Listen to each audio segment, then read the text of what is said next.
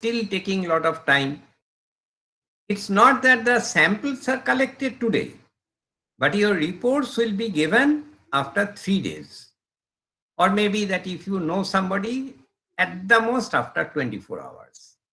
Now, today, a person cannot simply wait for such a long time, especially in healthcare systems, to get the analysis of the data.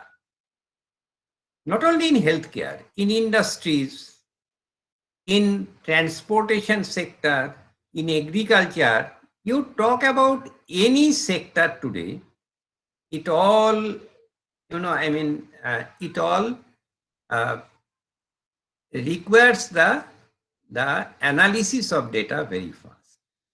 Not only the analysis, after analysis, what do you do with the data? You need rapid communication. Now, who will do all these things? The rapid communication it means that the communication, Chandranath, you keep that page. Why it is going to, you keep it and you make it a full screen. So communication is another very, very important problem out here. So in data science and applications, in the introductory, this is the first lecture, I would give you the introductory things about the different mechanisms of storage, then the different mechanisms of analysis, and then the communication over the whole channel. And as you know that today is the age of also wireless communication. So there is no wired communication. We are using mobile. So mobile is a wireless device. So before going into all these details, let us see that how much amount of data we are having today.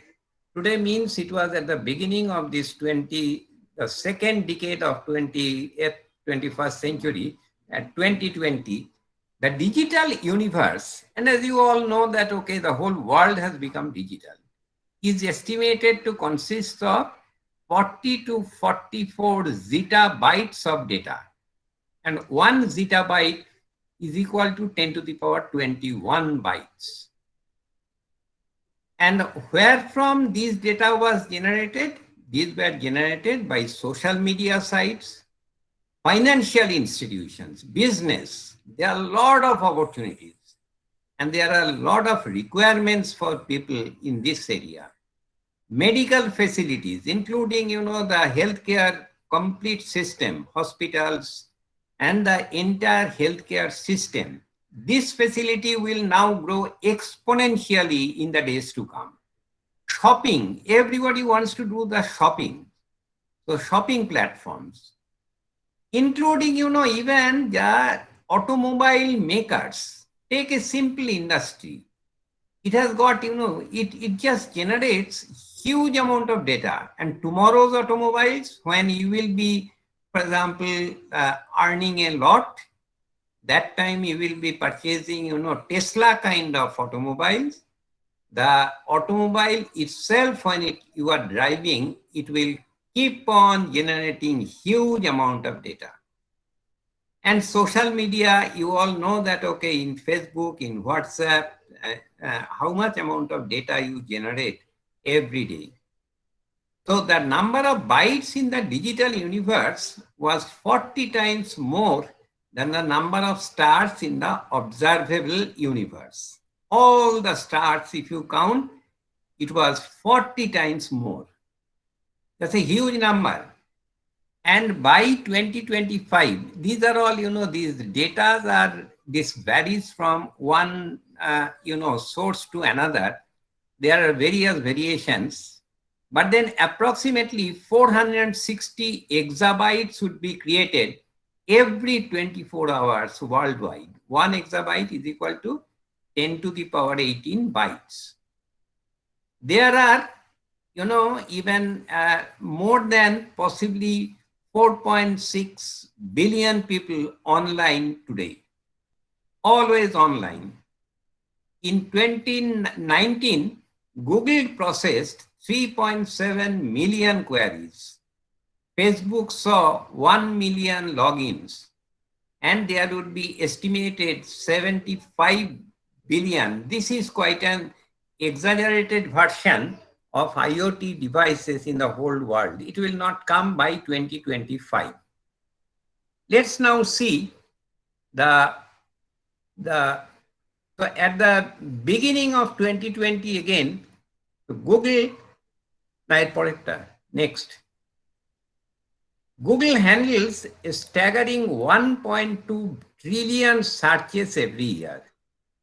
Just imagine the amount of searches, because everybody is using their search engine, and about 3.5 billion queries every day. And the world spends $1 billion per minute on commodities on the internet, because everybody is purchasing online. Imagine $1 billion every minute we are spending. I mean, of course, throughout the world. It's such a huge amount. In 2019, the number of emails sent per minute was 188 million. Today, it must be more than 20 million, which is 200 million, which is 20 crores. As of May 2019, 500 hours of video were uploaded to YouTube every minute. I will not, continue to talk about it. And 4 petabytes is the estimated amount of new data being generated in the Facebook daily. Next. So these are the current situation. What is the future situation? Why you need to know about it? Future situation is this data generation process will accelerate. How it will accelerate? Why it will accelerate? It will be much more. Because one of the major reasons is 5G technology is coming. You know that now 5G, even in India, I'm sure that within a year, maybe that 5G mobiles will come. And that will elevate the data transmission speed by up to 100 times. Imagine that 100 times faster data transmission you are getting. And today's latency means the time of wait, is about 20 milliseconds. And with 5G coming in big way, it will be 1 millisecond only. You need not, wait for anything. The whole world is moving with this much of speed. In future, where the adoption of 5G cellular connection is pervasive, the amount of data that could be produced daily is nothing short of unfathomable. Unfathomable means that you cannot even imagine. Right now, 5.6 gigabytes is the average amount of data used per month worldwide. Okay, so next. So one of the things is the increase of data will accelerate because of 5G. Why data generation will accelerate? The other reason is, the reasons of data generation acceleration I have said, because everybody is purchasing online, everybody is on social media, emails. So these are, one of the factors. Hospitals were not, using so much of data in the past. Today onward, the hospitals also will go absolutely, they will keep on making the whole environment computer intensive. And above all, there will be many, many IoT devices. IoT, this term Internet of Things, this you must have heard. Now, this is a very, very important thing to understand, that IoT, the number of IoTs will be, well, by 2020, 2025, they have written 50 billion IoT devices. I don't think it will come so much because of COVID. There had been a lot of reduction, I mean deceleration, I should say, for the last 1.5 years. So the proliferation of IoT products, I will come into IoT later on, in the digital universe, it is increasing at such a rate which has not been seen any time in the past.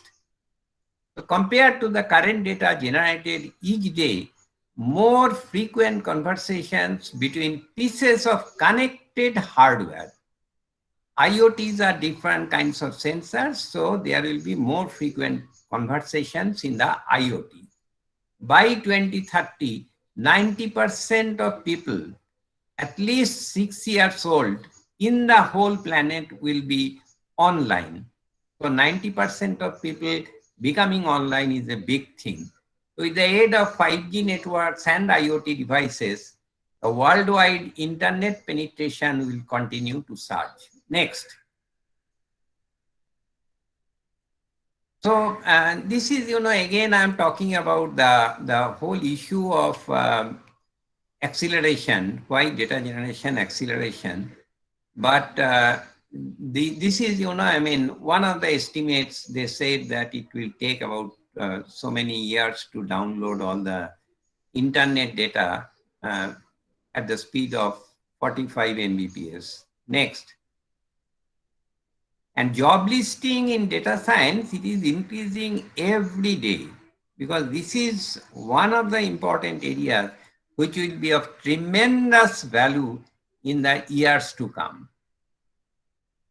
Similarly, other sources are, every mouse click, you are clicking a mouse on a website. What will happen when you click a mouse? Then the website will log files. That means that you have clicked them and you are using that website. And it will be analyzed in order to better understand here not only shoppers, this is not only shoppers' buying behavior, which is the predominant one today, because the shoppers all the time, those who are doing the purchasing, they are all the time trying to find the good things in the online. But then more importantly, it will even come for academic institutions and for everywhere. And to influence their shopping by dynamically recommending the products, you will find that you just click something, immediately, they will know that, okay, this person needs this kind of a product. So immediately there will be, 6, 7 different things which will come on your page. And then you can see that, okay, you will also find that, okay, what are the other sources from where similar products can be available. So social media sources, I have already said, Facebook and Twitter, they are now generating huge amounts. In fact, today I found that Government of India is going to restrict Facebook and Twitter. That means WhatsApp also. I do not know that they have given 15 days time to act on the conditions which the government has placed. Twitter and Facebook. Facebook means even WhatsApp comes under Facebook now. So I do not know what will be the future. So there are machines in electricity sector. I'll come slightly more in this sector later on. There's a huge amount of geospatial data, GPS data. That means now when you are, moving in your car or in the bus, I mean, everybody has got a GPS. And they are constantly telling you that, okay, there is so much of jam here ahead. In the cell phone, you can see those. So they will also now try to find the location of your friends. And you can find even now also, you can find the different kinds of, if you want that, okay, I want a medical shop nearby when you are moving, then immediately they will say that, show that, okay, there is a medicine shop very near here. And GPS may more or less approximately, they can find that whole thing. Next.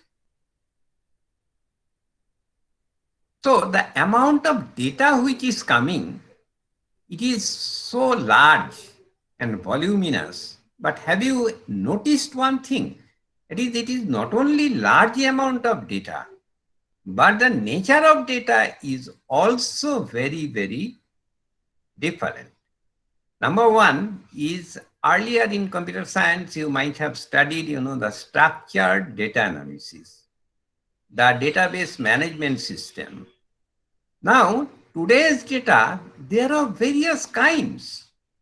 Some data which is coming in the form of text, some in the form of numericals, some in the form of speech, biomedical signals, even say earthquake data. These are all signals. Electronic students, they are dealing with such signal processing. Also, there are data which are two-dimensional images, image data. For example, you are taking the MRI and CT and X-ray, those image data. Now everything will come in the hospital environment in the storage. So the nature of the data, not only 2D video data. Not only that, even the 3D data is coming in a big way. So the whole issue is that in Hadoop framework, this is a framework to take care of the big data analytics. This is one of the frameworks because many other frameworks have come, Apache Spark, NoSQL. So those also will be taught when you study the data science programs. Now we have to know about what are the limitations of the existing solutions. Now why one may say that all these data science is being talked about. What is the limitation? The limitations are that the older kind of technologies may not work with the newer problems which are coming with tremendous velocity. That means very fast data acquisition and different types of data. Generally, we call them as unstructured data. They may be partially structured, they may be not structured. So the new kind of, we have to think about the technologies. Security, data security naturally is becoming a very big thing in banking and in financial sector. It is so important, and also in the healthcare sector. Your own, banking account, it should not be hacked. Then you are gone, and every day you find that, okay, in view of the fact that many of the companies, these financial institutions are not keeping their own financial data properly, securely, that is creating a lot of problems. So the security will have to be increased. So when you are studying it, you have to study the security of the data systems also in the entire network. Solving the problem, one of the techniques is Hadoop. We'll talk about a little bit about Hadoop and its ecosystem, very little about the Hdfs, that is the Hadoop data file structure, this architecture, so that you know that, okay, what are the techniques of solving a big data problem and the core components of next. So in Hadoop, now one of the interesting things, as you can observe, is storage capacity today. It has been growing exponentially. If you just see from 1980s, 90s, 2000 decades, now storage capacity is increasing, different types of storages. But the storage read speed, that has not kept up. That is also increasing. We can transmit the data at a much faster rate, but it is not in sync with the storage capacity increase. Okay, so in 1990s, just as an example, you could store say 1,400 megabytes of data, and the storage transfer speed was very less, 4.5 megabytes per second. So this is very less data transmission rate. So you could read an entire drive in 5 minutes.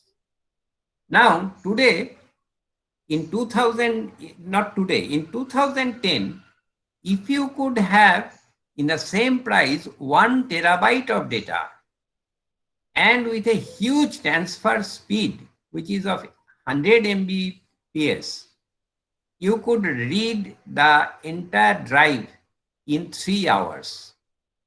So Hadoop, it has got 100 drives working at the same time, can read 1 terabytes of data. Next. So Hadoop big data environment, in fact, this is about how the trade data is exchanged. This is one of the photographs of, this New York Stock Exchange, one of the largest stock exchanges in the world.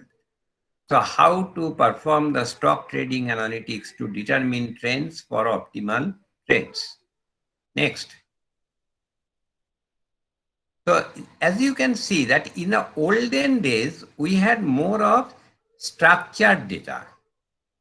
Structured data is also increasing, but the digital universe is growing more in the application data domain, business transaction data, which are complex and which are unstructured.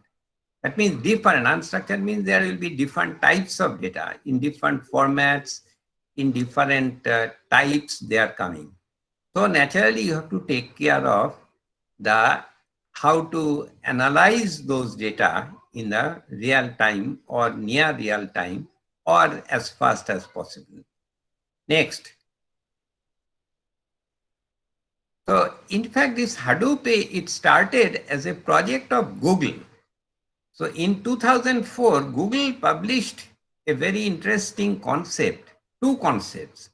One is the Google file system concept and another one is MapReduce framework paper. So these two concepts. Now, there was Doc and Natch. This team, they implemented Google's frameworks in Natch. In 2006, Yahoo, he hired Doc Cutting to work on Hadoop with a dedicated team. This is something which is very common in industries. Since Doc Cutting was one of the pioneers of this Google file system and MapReduce framework, so Yahoo, he snatched them from Google because 2004 means it's still about 16, 17 years back. So they said that, okay, you do the using a parallel and a similar kind of, technology you develop here with a dedicated team. And that team was the Apache top level project. And the name Hadoop came from his son's favorite toy, which was an elephant. That's why whenever you will use Hadoop, you will find that picture of an elephant. Next. So this is an Apache Hadoop. This is the elephant. And it can really, it has got so many tools to handle the huge amount of data. And Apache Software Foundation, they have already developed a large number of Hadoop projects. An open source cross-platform software framework for reliable, scalable, distributed storage and processing of big data on cluster of commodity hardware. I will now come to this commodity hardware, this whole concept. Next. Now, why to go for, so before going into that, the jobs are increasing. This only I got from the net to one, this Hadoop jobs, how they are increasing. Next. Next. So these are the big users of Hadoop. Next. So Hadoop, it has got, what it uses, its whole concept is you go for distributed computing. Now, those of you who are in electrical sciences, you know about distributed computing. You know about the client-server architecture. There is a server, the client requires and asks for something to be done. And then the server will automatically take care of that. So Hadoop, the whole concept was don't use a very big server, okay, with huge amount of, with huge amount of storage, with huge amount of, fast storage devices and processors and all. So don't go for that, but then you go for commodity hardware. The whole concept is you distribute the whole work among several clients, and then you use the cheap commodity server hardware. Purchase it locally. Even in Calcutta, there are so many, now everybody, many vendors are there who are supplying this. Instead of buying a large server, you distribute the work amongst the several different and store the whole thing in different data nodes. As you can see that in this figure, in the Hadoop rack, it has been shown that, okay, there are data nodes from say 0 to 23, say 24 data nodes are there.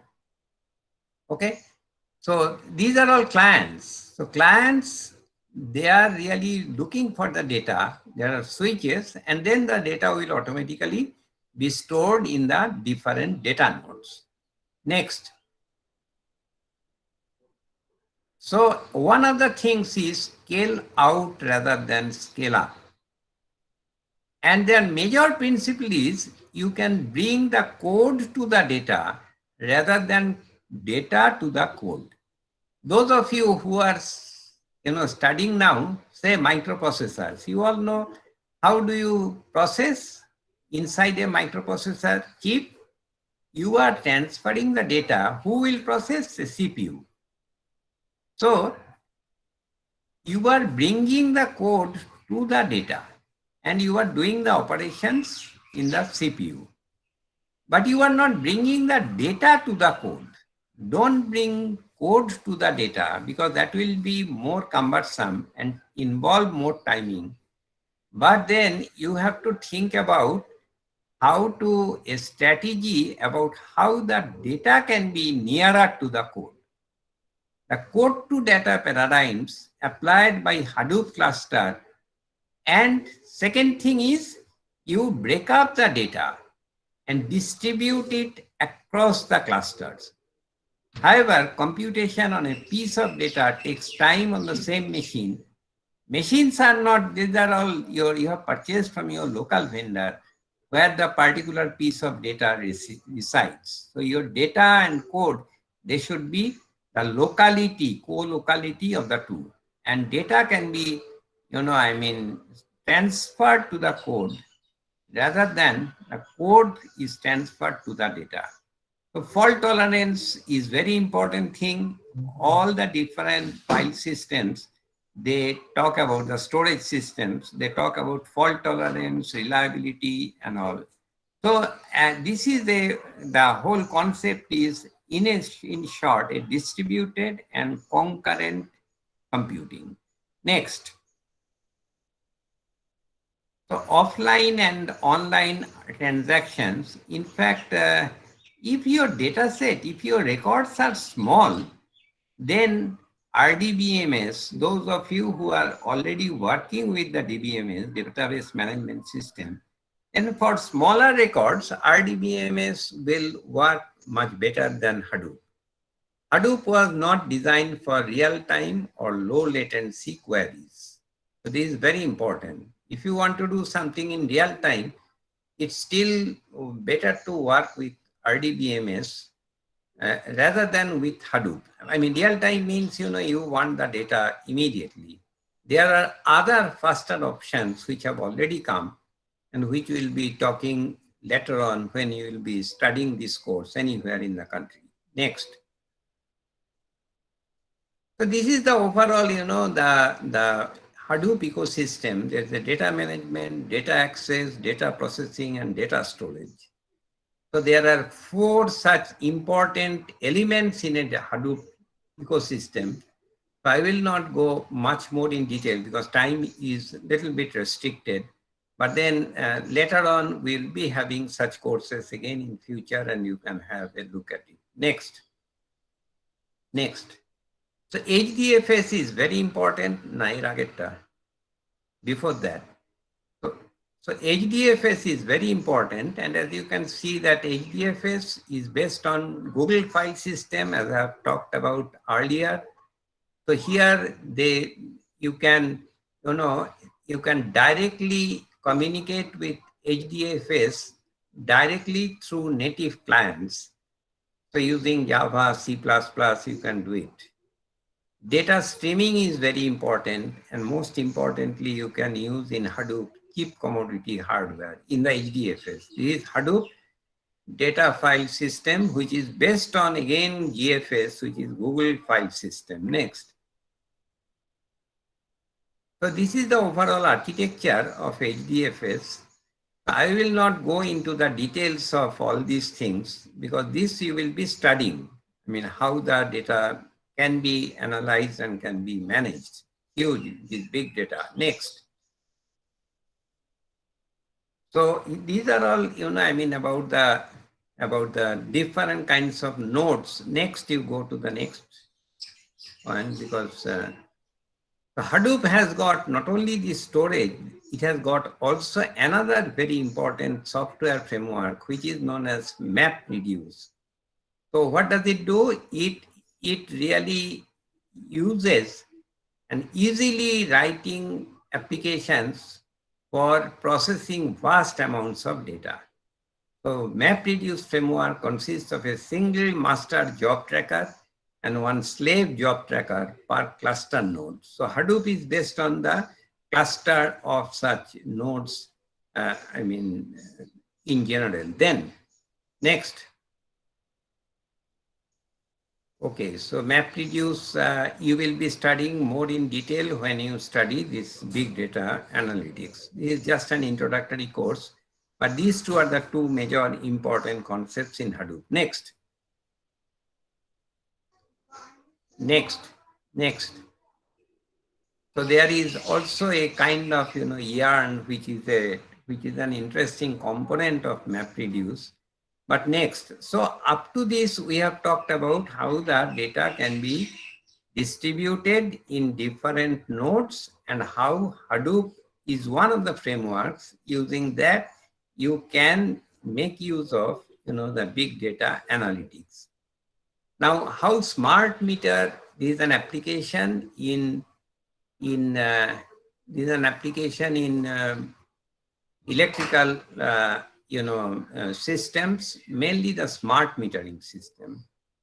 So before there was any concept of big data, how could you know that, okay, how much is my electric bill? So energy utilization and billing, this was quite huge. That means where we are now. If, for example, the electric companies, they start using the big data analytics from every customer, from your households, then one of the things is during peak load, the users, all the users, they will require more load. And in off-peak hours, we require less load. For example, in the peak hour, in the daytime, all the industries are running, many of the academic institutions are running. So many of your household things do not apply them in the peak hour. So what will happen is now there will be different type of, during the peak hour, if you use more power, then it may be billed slightly more. Then if you just do, because you have to at home, you have to do the same thing. Instead of doing it during the peak hour, if you can do it in the off-peak hour, then you will consume much less power. Next. Now these all are the applications. So IBM, they have done a smart meter solution. So first of all, there is a concept of data warehousing. Data warehousing is sort of a data storage where you store the data. Now using this data warehousing, what do? You go to data analytics. Now this data analysis will be done by some kind of in a framework. So for big data, as we said, that you can use Hadoop, you can use Apache Spark, you can use NoSQL, you can do, you can work in different domains. Now, what are the things you have to do? Data mining. Because huge amount of data is being generated, but then all the data is not useful for your application. Because, and so what you have to do is that you have to find out the exact good data. You have to find out the filtered data. You have to find out the features of the data in a particular application. What are the main features of this data? Depending, it all depends on the application. You have to do, you can have, you can do clustering in different data sets. So lots of, depending upon your applications, you can do data mining. As we do the mining of the different minerals from underground, here also data mining is important. Then the most important thing, as I said, that user data security, because the security, it has to be, taken care of.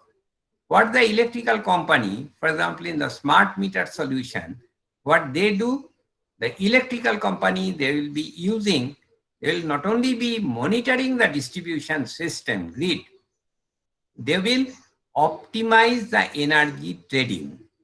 Not only that, you will be given, after the whole technology is set up, even in your home, now you don't know that when did you spend how much. Only a monthly average rent comes to your house and your parents will have to pay the bill at the end of the month.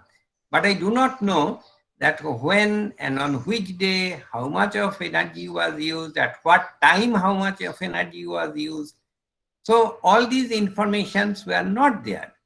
So if I could know that, okay, if there is a differential, metering system where one has to spend more money to work during the time when, you will be using the, in the off-peak hours, then you will be doing it accordingly. So how to optimize, that also they will tell you.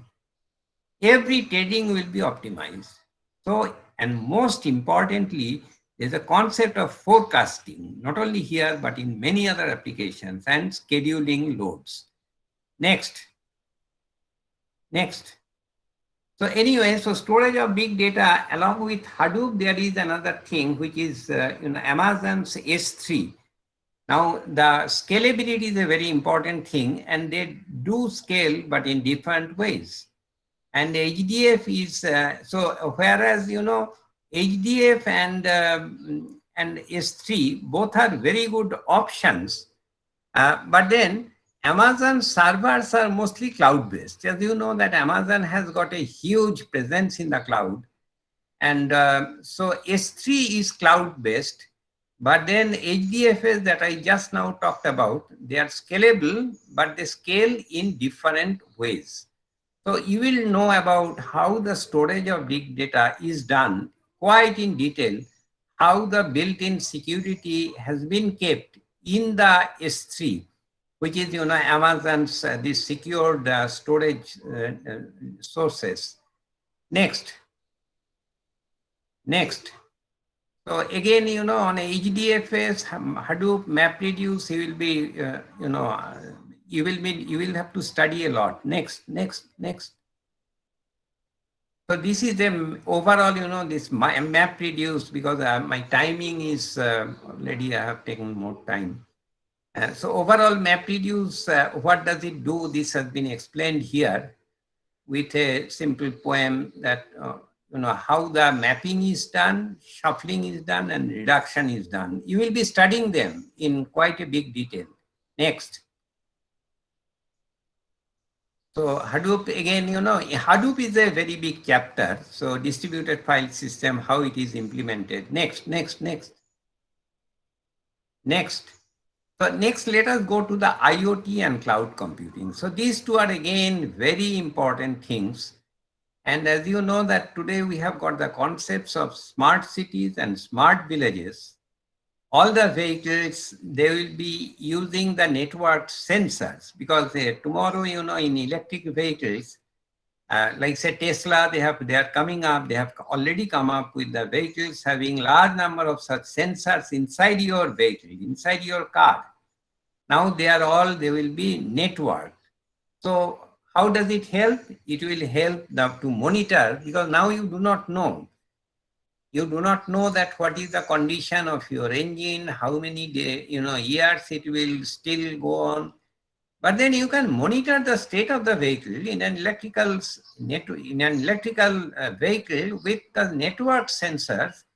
It will not only provide the dynamics very well, it will reduce the fuel consumption, because fuel consumption means in electrical vehicles you don't need petrol and diesel. That is one fuel consumption. That means, but then it will also reduce the fuel consumption from the renewable sources of energy. And obviously from renewable sources of energy, if their fuel consumption, number one is it does not use any emission, but then still it will lower the emissions if you just go to convert to such sensor networks in the in the in the transportation sector. Not only that, in the next. So sensor network,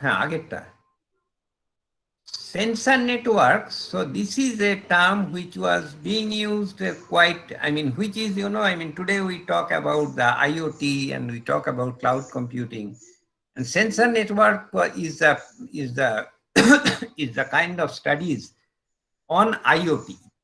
So what does IoT means? It means Internet of Things. So there are a large number of things which are networked, and you call them as Internet of Things.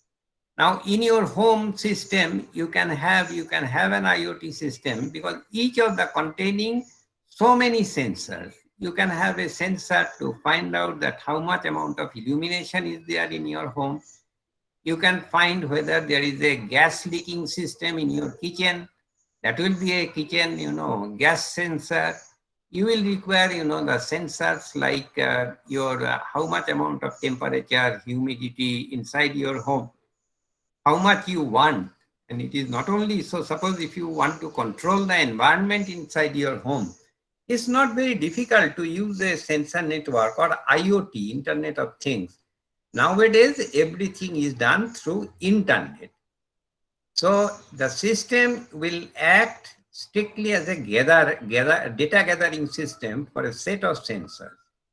So there obviously will be alert systems. So you will be getting an alert signal once the parameters become very high. For example, if in the gas sensor in your kitchen, if the amount of gas released, it goes above a certain threshold, then you will be getting an alert. Even if you are inside your home, or you are maybe that you have gone to your another relative's house somewhere in another state. Sitting there through internet, you can know that, okay, what is the situation?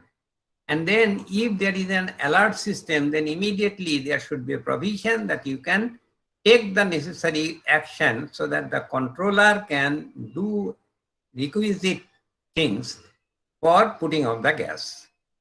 So you have forgotten to just, to put off the gas. So what is needed is the data from the sensors is gathered and analyzed. And this analytics is very important. How this analytics will be done? As I said, that in different distributed, reliable, computing environment, and you will be requiring a lot of parallel processing. So distributed and parallel processing is one of the most important areas where you use this.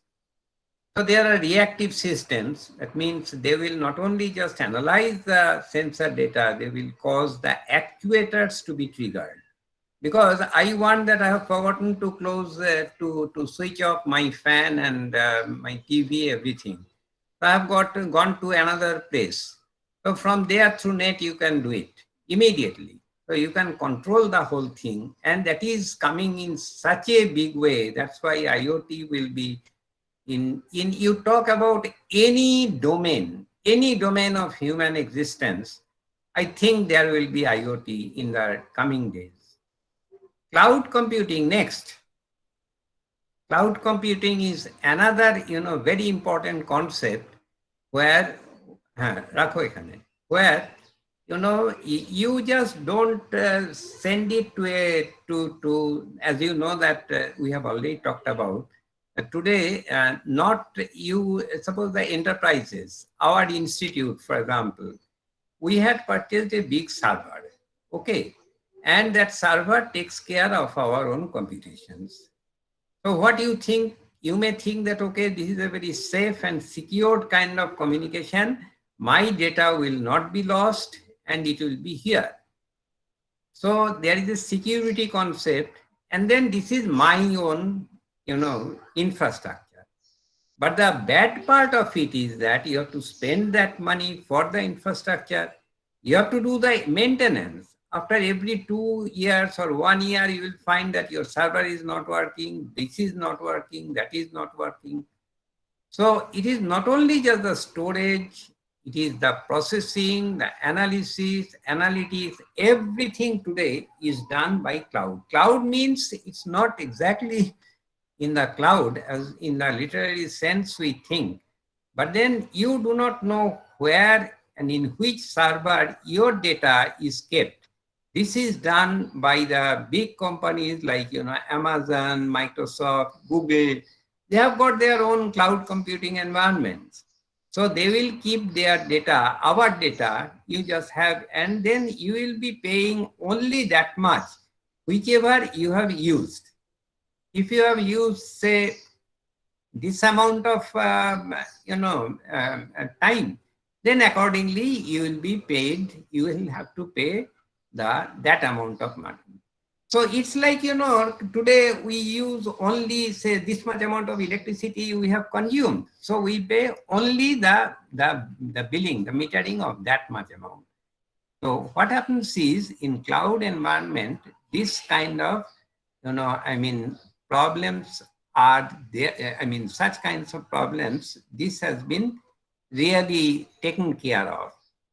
So, but then there are again problems in IoT. The problems in IoT and cloud computing is, for example, all your sensors, if it is connected to the cloud, then the event loss rate and buffer capacity will have to be taken care of. What is meant by event loss rate? Event loss rate means that given an event, how much amount of loss is there. Now, what is the event? Event means not every data gives you any meaning. For example, a lot of data is generated, huge amount of data is generated. In data science, you have to know that how to clean the data, how to get the appropriate data which will be analyzed. So this is very important. And then there is an event loss rate. So if there is an event, an alert system, if it keeps on generating huge amount of events, then it gets lost. And then this has to be kept somewhere. So for that, you need some buffer, and the buffer capacity and event loss rate, these are all correlated. Event latency. Latency, the term means that from the capture of an event. Event means what? A temperature controller says that, okay, your temperature has increased, more than 60 degrees centigrade, where it is not supposed to increase to that level. It not only generates, so that's an event. Now the rate at which such events can be captured, not only capturing the event, you have to transport that event. And that means you have to communicate that particular event, and processing depends on the throughput of the nodes. So it is extremely important that in cloud, IoT and cloud computing environment, you have to study about what are the different configurations of the nodes, the computers, how you will use the network bandwidth, and what is the cloud throughput when you are purchasing or buying or renting. It's sort of, say, renting from the cloud service providers like Amazon and Google and all. So you have to take note of everything. Next.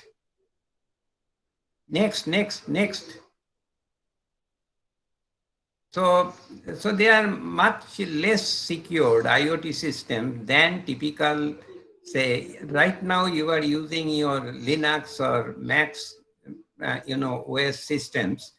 But so IoT systems, these are one of the major causes of security. Because IoTs are all sensors. Sensors are connected to the internet.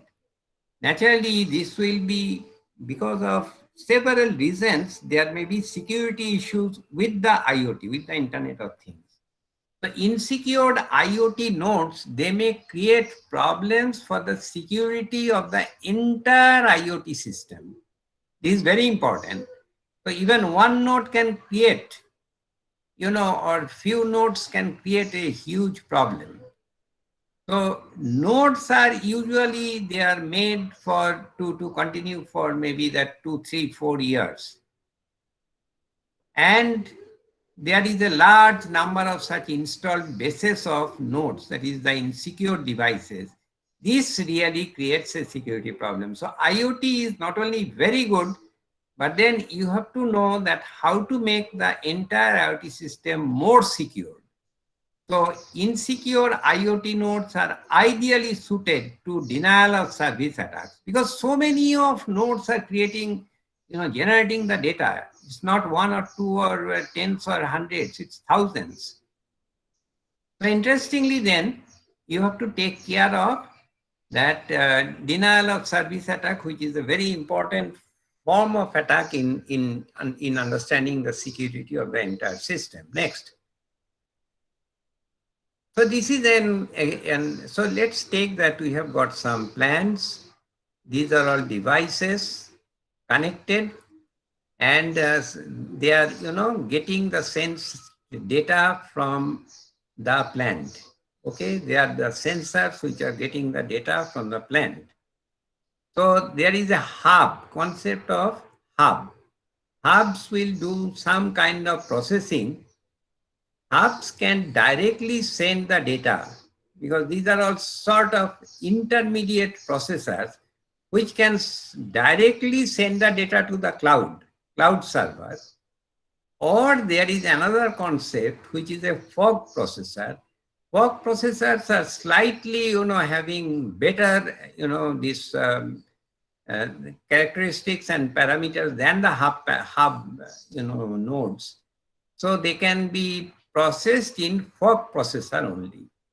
From the fog processor, usually many of the tasks, they can be analyzed. You can do all kinds of computing there. So they are much, more robust computing environments. Next. So there are a lot of protocols, IoT and cloud computing protocol. There are issues which you will be knowing, that is the IoT devices, how do they work? And we'll be talking, you will be knowing a lot about that because after all, the device means that everything has got a cost factor. So each device cost, and then if the device or the sensor, if it is on for a long time, next, then there will be a problem. Because as you can see that there will be more power consumption and then there will be more problem. So if the duty cycle is less, then that overall power consumption will be less. Duty cycle, all of you know, this is a very common term. How much amount of on time the sensor will be on and for how much time it will be off. The total time period is T. The duty cycle is O by T into 100, so much of percentage. So lower duty cycle means lower energy consumption. Higher duty cycle means higher energy consumption. So you have to take care of, the energy consumption, which is very important in today's world. It is not only just the data processing. Whenever you are processing any data, whether it is a sensor data or your social media data or the healthcare data, you have to take care of very important issues are not only just the security, but then the power consumption issues. And those of you who are from electronics, you know that the low power devices are coming in a big way. A lot of research is being done in all these areas with a tremendous force. Next. So this is, just the leakage power next, because these you will be studying in quite in detail later on. This is the introductory lecture. So local sensor network, then gateway devices, internet connectivity, and cloud infrastructure. Basically, these are IoT technology stack. So this is very important because these are the sensors, there is a sensor network, then it goes to the gateway, then it goes to the internet. And in the internet, you have the cloud infrastructure. Next. So these are the different stacks. That means you can use them in so many different applications, and how the IoT works is a very simple diagram to show that. Next. So again, the data science, it has got lots of applications in agriculture, as in many other. Professor Majumdar, he has joined. So Professor A.K. Majumdar, so he is an authority in this area. So he will be talking about data science in healthcare. But let me tell you something about the agriculture. So in agriculture, for example, these kind of devices, the data science, what it can do? It can do the digital soil map, it can do the crop mapping, it can do weather prediction, it needs fertilizer recommendation, what kind of crops you will be requiring, the crop disease detection, pest management. You are constantly giving the pests so that to weed out all the those small things which really create a lot of problems. Automated irrigation system. So there are thousands of ways in which we can use IoT and data science in agriculture. Imagine that such a large country with 135 crores of population, there is not a single, real life application. Now precision agriculture has come, that too very recently, and being used only in a very, very limited, only within the university campuses. That's all. So here we need, you have to now arise and awake and make the nation more knowledgeable. And you have to do these things to create awareness, and then you can really say that, okay, my studies in data science, it is successful. And how to do it, you must be knowing it fully. So not only just saying that we can use it for soil mapping, but how digitally you will map the soil. That is, the soil, maybe what kind of soil it is, whether it is for the plantable soil or it is a, this like Rangamati in Birbhum district, say red soil, what kind of soil is there, whether there is enough of irrigation in the soil or not. So next, there are a large number of applications only suppose in agriculture environment, which I didn't discuss earlier. So several countries, they now depend on satellite-based soil and crop monitoring. Not in our country. We do it, but then very, very limited areas. We have got very good national remote sensing agency, state remote sensing agencies, but then they do it in a very small way. So you have to just now make use of satellite-based such monitoring systems, which is also a part of, now here your sensors are all in the image data that is considered as a sensor. And then you have to analyze those satellite-based images on the soil, because satellites are moving over the earth in a very regular interval. And then we'll be talking more about it in some other lecture. And we need soil and crop monitoring for inspection. This is very, very important for our country. And imagine the amount of, amount of job. Next, weather forecast. It is again, weather forecast obviously is very important area, which has now been, this is one of the very few areas where we can know the forecast more or less precisely or quickly. But we need, for example, much more, because in case of the very recent, you do not really cannot predict that which way it will move. But still, with some kind of a thing, you can do some kind of prediction. Next.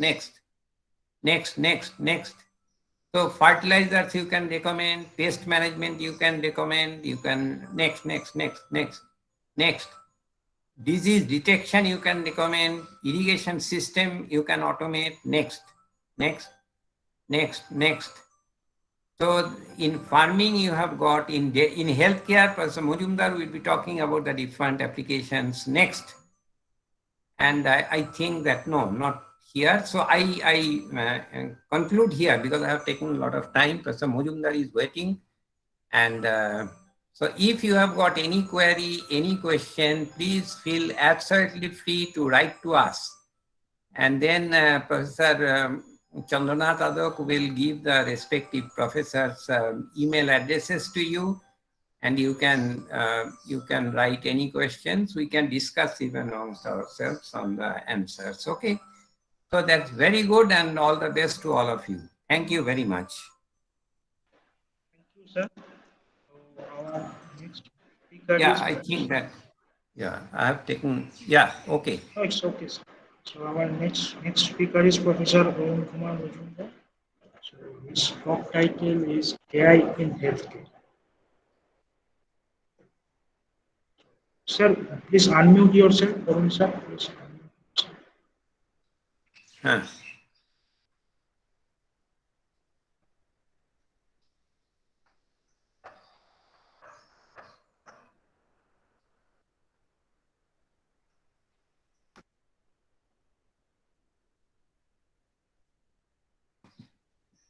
Next speaker is Professor Arun Majumdar. Professor Majumdar was the Deputy Director of IIT Kharagpur, Head of Computer Science and Engineering of IIT Kharagpur, and now he is our distinguished professor at JIS Institute of Advanced Studies and Research, and in this Center of Data Science. So Professor Majumdar will now talk about application of data science in healthcare. Excuse me, sir.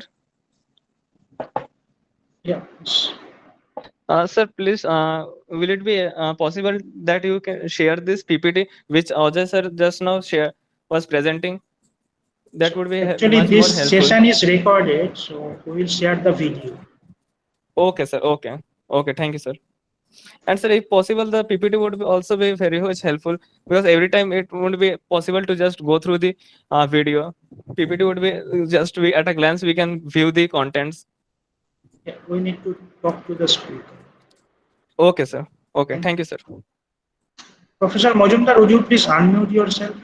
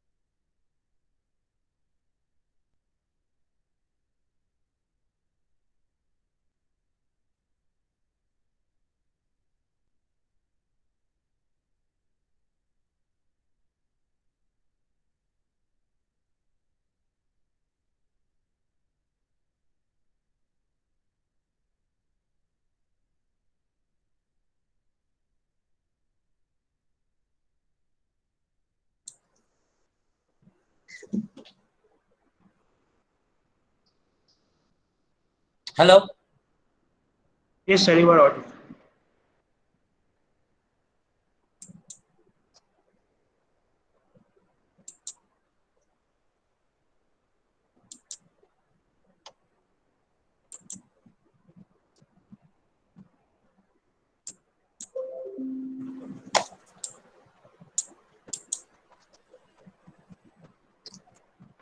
Okay, It's visible, sir.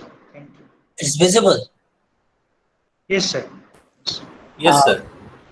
All right. So you have been listening to Professor Rai on IoT and cloud computing, particularly the storage of large data in the cloud, and what is the overall architecture for such an environment. Now, in my presentation, I shall confine to one of the major applications of artificial intelligence in healthcare, that is, application of artificial intelligence in healthcare. So you have already seen, you must have known that AI is used in various domains or applications. Wherever we cannot definitely whether the value of a very large amount of data or very large amount of knowledge, and it is difficult for one person or human being often to come out with a correct conclusion for the same on some issues.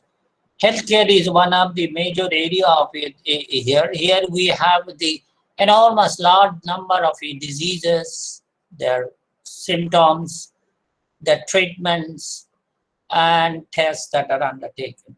So it is no wonder that the AI techniques will be applied to a healthcare domain.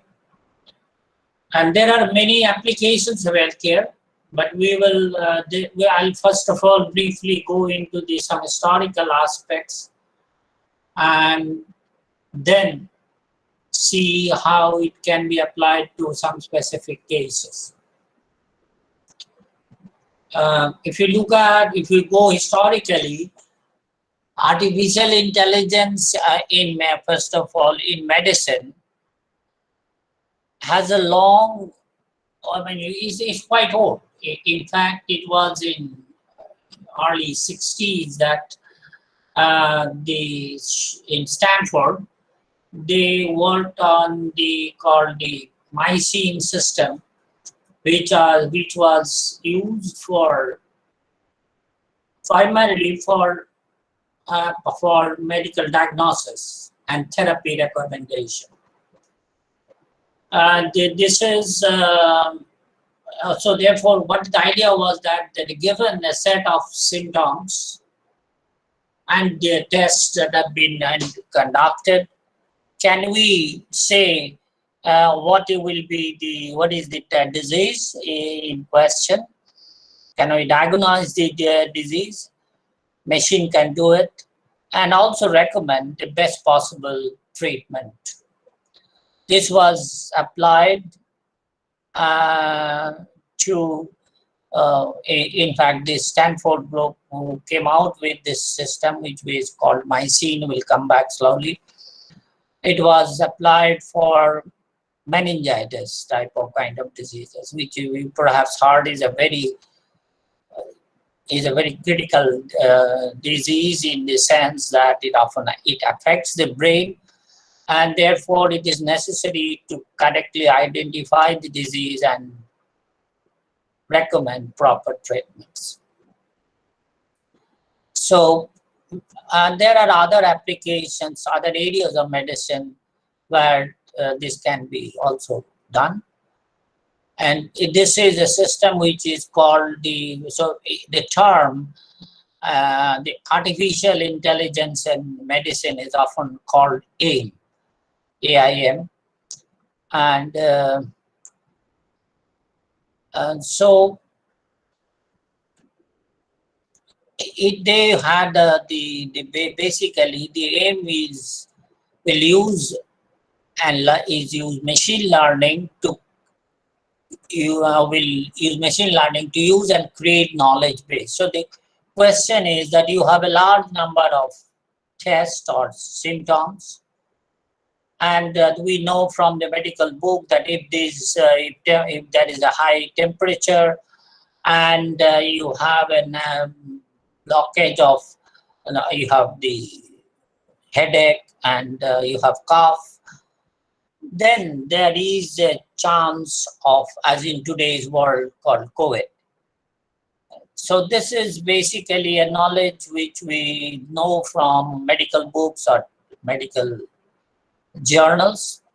So if you look at all such type of cases, then how can a machine can create the knowledge base? So the knowledge base is, knowledge is that if there is a set of symptoms, then this disease is likely, or these tests are to be performed. So therefore, aim, that is the artificial intelligence, starts with machine learning or to create the knowledge base. Knowledge base is essentially the rule here. Now, machine learning can learn from experience, as you already know. Learn from experience, that means you have a large amount of data, you go on learning from the data to do something. And this part of machine learning is often also called the data mining or data discovery. And the usage is stored data, the knowledge that is used for diagnosis. And creation is analysis of relationship between data to come up with the new results. And this is also used in drug discovery.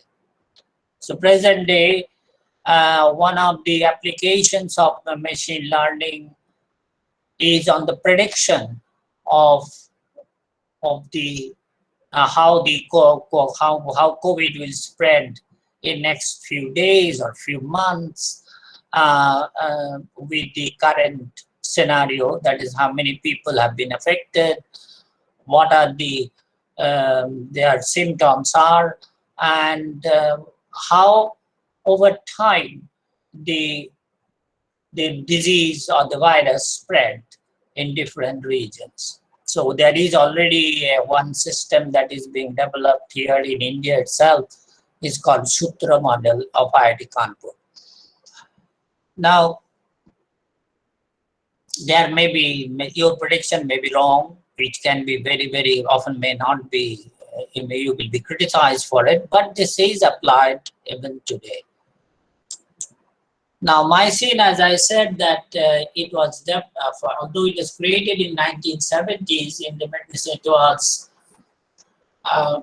it was originated a little earlier, and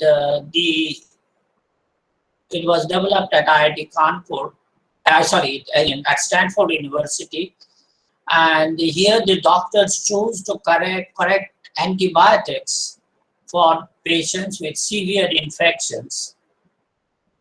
And you have a multiple choices of antibiotics and select the one which will be the best. It has a knowledge base consisting of information on meningitis, as I said earlier, and bacteremia. That means you have a bacterial infections and it has affected the body or the brain. So all the knowledge base, that is medical knowledge that is available, are stored in the form of rules, and the information is stored in this form as if A and B are true or are individually true, then there is an evidence that C is true. It generates recommendation with different certainty factors. We'll see that a little bit. Mycene integrates them by means of numerical solution. So it's not all, it's somewhat I would say not purely Aristotelian in the sense if A and B then C. It is somewhat takes care of uncertainty, and the uncertainty is Is it maybe in the form of the evidences? Uncertainty may be in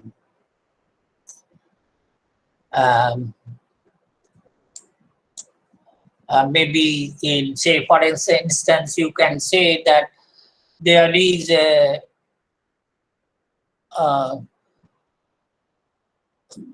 let's say that the patient comes with a temperature, high temperature, or that is temperature more or less high, about 101 degree degree Fahrenheit, with certainty. That means with 0.5, that is a possibility, or it's in in fuzzy logic they use with a possibility, or in Bayesian logic they can say that the person has a probability of high temperature of 0.5 or 0.8. So if your knowledge may not be precise, so the Bayesian people thought that they will be able to combine the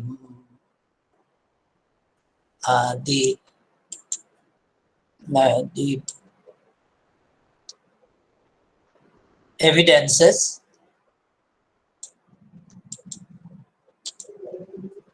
and they have used certain rules in this respect.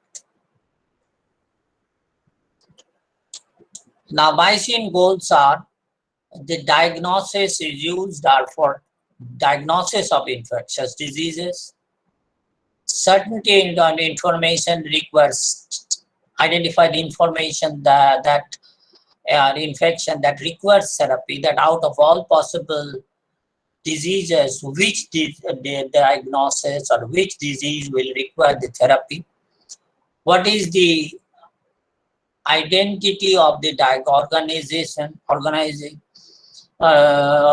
that is by clinical or laboratory evidence, and what are the potential useful drugs. In their case, they were using antibiotics like chloramphenicol or say tetracycline.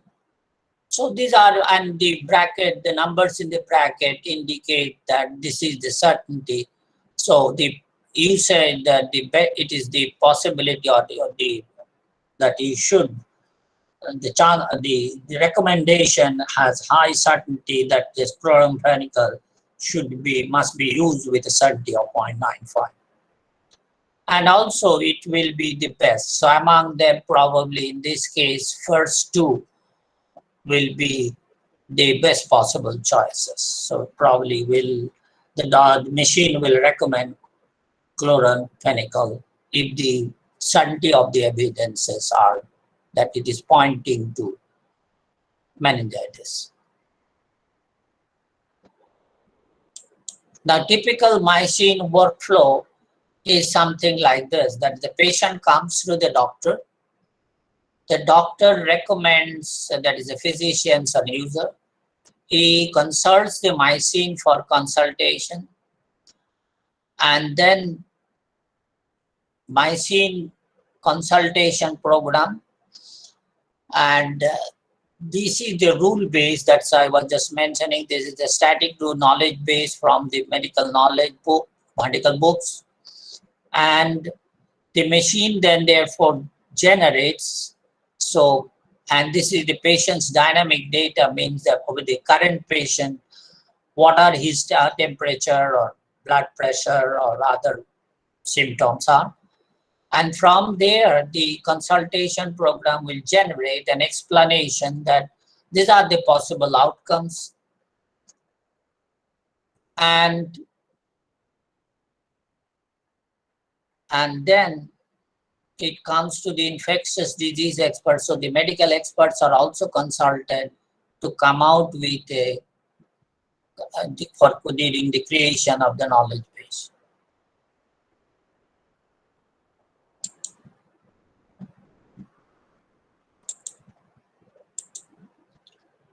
So the Bayesian knowledge base is therefore an inferential knowledge stored in the decision rules. It's called a premise. If a premise, that means the one that is in this case symptoms or test results, then action, certainty factor. So if you have A and B, then C.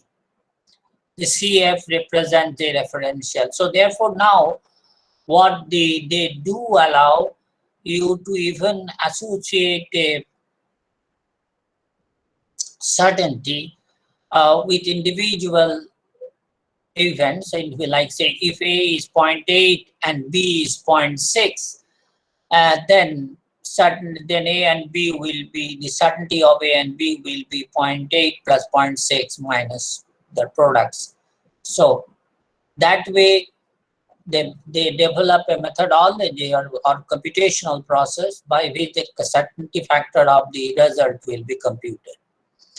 The static knowledge here is called natural language dictionary, and list is this, as for example, state of these different types of sites, stables, ordinary, drain, morphology, period, etc.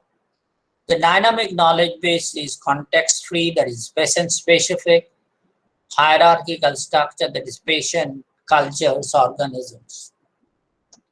This is how the Mycene people constructed their knowledge base or represented their knowledge base. So as I was mentioning, so the evidence combination given two events, X and Y, then one can combine these evidences. Yes, there is a slight spelling mistake. Evidences by certainty factor of both X and Y combined will be X plus Y minus XY if X and Y is greater than 0, or if X and Y good. They in fact allow negative evidences. That means, for example, you find out that the person comes with evidence that he or she has a cough, but he does not have, that is a negation, with any temperature. So in this case, the evidence of temperature, presence of temperature, is having a negative value in the sense that we can say that the patient has cough with an evidence of 0.8, but his temperature is normal with a certainty of 0.7 as a negative, that is negative 0.7, not a positive. So how do you combine these two? So these are somewhat contradictions. So basically, the certainty factor, you can call this kind of reasoning is called the evidence, and the belief. You have the belief about this evidence or this event 7x, and the belief can be both positive and negative. This is one of the important contribution of Mycene people. In normal Bayesian statistics or Bayesian inference, it is somewhat difficult to combine the negative evidences. Those of you who are familiar with the Bayesian logic, you can easily combine the negative, positive evidences with the different beliefs using belief network. But using a negative one is somewhat difficult. So that's why the Mycene people relied on this kind of evidence-based reasoning. Typical decisions about the decision network. This is the decision support system of Mycene. Is that the person comes with a certain statement, then the system recommends a certain type of tests, which are often the blood tests, and what are the cultural report, the test reports are, and what are the different types of organisms that are found in the that are found in the blood tests, and this is represented in the form of a diagram.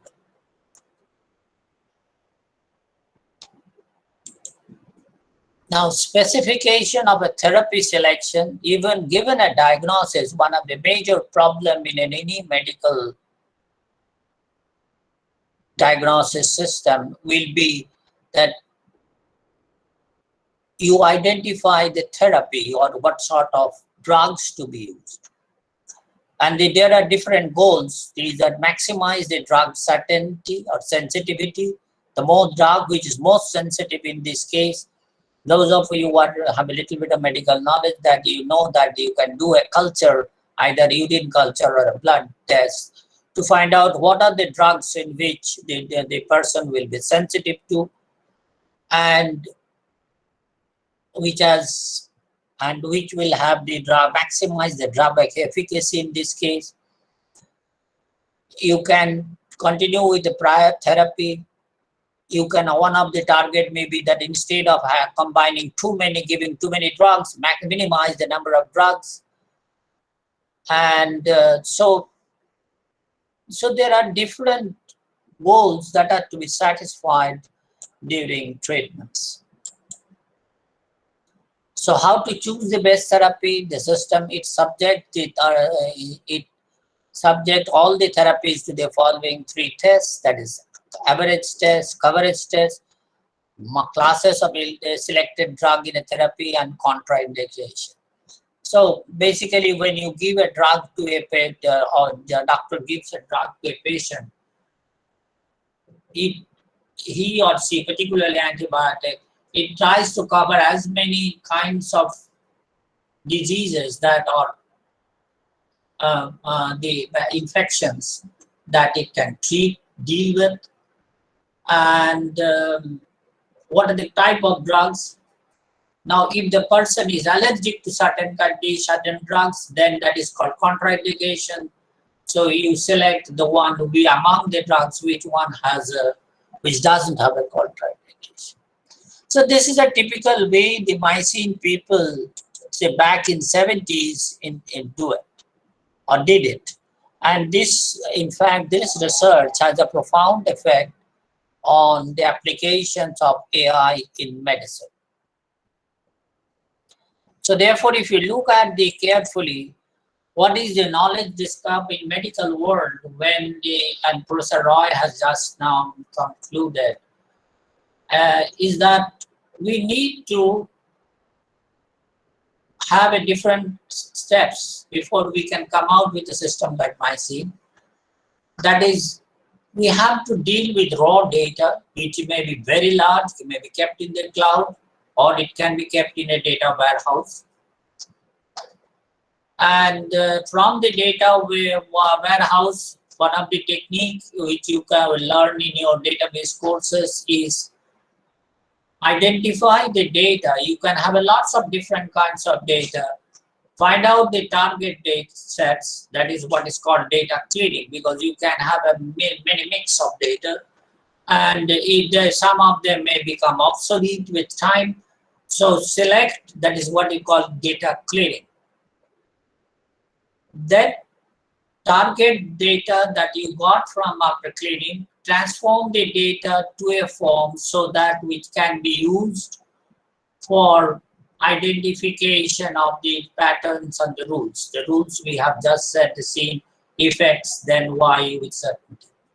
So this work, this part of the job is done through data mining, which is an important component of any system building, and also in data sciences. Data mining is a very, very important area or sub-area of data science. So for data science, what data mining does, it looks at the different data, the data that are available, clean data, not some garbage, and then comes out with the patterns and the rules. Patterns are just now I said that if I can see that these are the type of symptoms the person has, so what are the symptoms are, what are their amount values are, the values, what is the certainty factors are, and so on. And from the patterns and rules, you create the knowledge base. So basically, this is called interpretation and validations. Now, these are some of the intermediate steps which we call the knowledge discovery. Knowledge is in AI systems will be based on knowledge base. This term is often used in any AI-based system, whether it is in medicine or any other area. These are very common. That is, you have the raw data, and from there you identify the data that should be used, and then transform data to patterns. For example, the present day at present with the COVID being dominating is all over the world. Now, if somebody asks you, what is the probability or what is the chance that the COVID cases, number of cases in India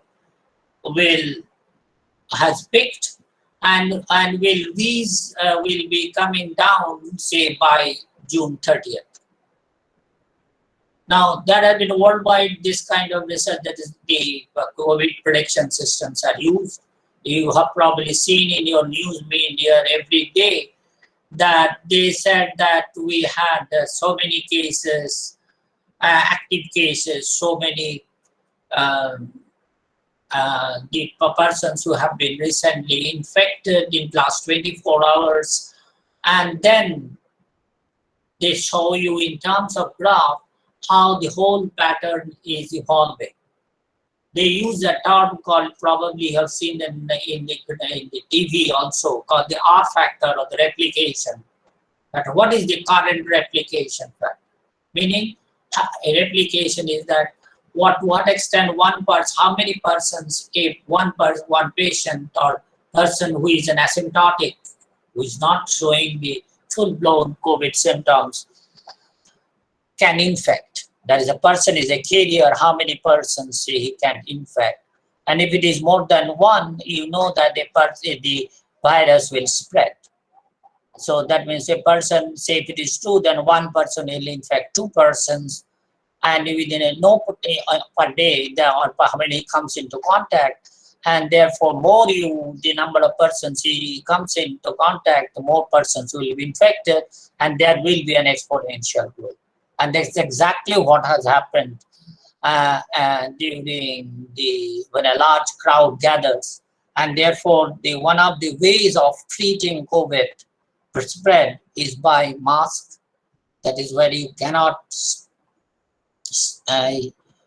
get the cough, that is the particles that emanate from the sneeze or the coughs of the COVID person, and you are protecting yourself, and the distance, the minimum distance, how far when a person sneezes, how far the particle, the droplets spread.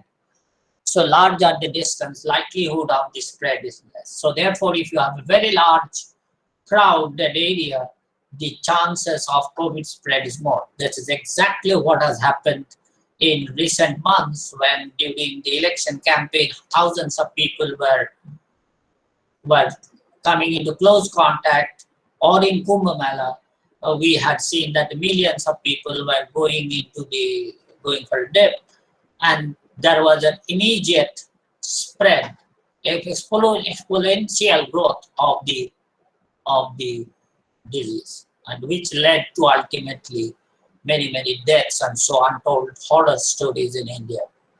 So therefore, you see the pattern of the questions, that is the R factor, which you can, if you go back to TV show every day, for example, in NDTV in the evening, they talk about what is the current R rate, and if it is less than 1, then you know that the person will not be able to affect more than one person. So therefore, slowly the affected person, they will be cured or die, or ultimately the disease itself, the virus spread, will be attenuated, and the disease number of this and the spread will be contained. So that is one of the reasons why repeatedly the doctors are every time we said that use mask, use your don't become into too much close contact. So this is a knowledge which we have acquired through analysis of the pattern in the data that we have observed during the last few months, and or from the books. The epidemiologists have warned this thing to happen, and therefore this is based on the behavior of the virus in case of COVID. This is exactly the case in earlier cases when there was a smallpox or polio or all other things which are where the virus, they're based on viruses. So therefore, knowledge discovery is a very important component of any AI-based system. And AI-based system will carry out this thing by, first of all, looking at the data, creating the data warehouse from the raw data, storing it, then cleaning it. That is, you don't keep the unnecessary data which are not required, and then transform the data, get data to data, so that finally the rule I was just now mentioning, that use mask, don't go for a crowded place if you want to avoid spread of COVID. This is based on the data. It may be knowledge of which we know from the virologist, or it can be from the data itself. So now therefore this is the knowledge discovery component. Then we have the data mining in medicine. As I've just now mentioned, medical diagnosis involves recognition of pattern and classification in pattern patient attributes. So recognition of pattern and pattern classification in patient. So therefore, for example, one of the pattern in terms of, I'm giving repeated examples with the COVID type of examples because that's what we hear all the time. One of the pattern in the data is that the patient comes with a high temperature and cough and headache and weakness. Then possibility of COVID is high. So this is the pattern. So if you look at the patient's temperature, body temperature, whether there is soreness of the throat or its temperature and the cough and cold type of symptoms, and other symptoms such as he has a shortness of breath. These are attributes of the symptoms, are attributes here. Then the chances of COVID. Then they may say that go for RT-PCR tests to get that whether you are COVID positive or negative. And once the data mining, so this is a part of the medical data. So there can be thousands of hundreds of attributes in a case of patients, and the attributes some may be dependent on the directly observable symptoms, or maybe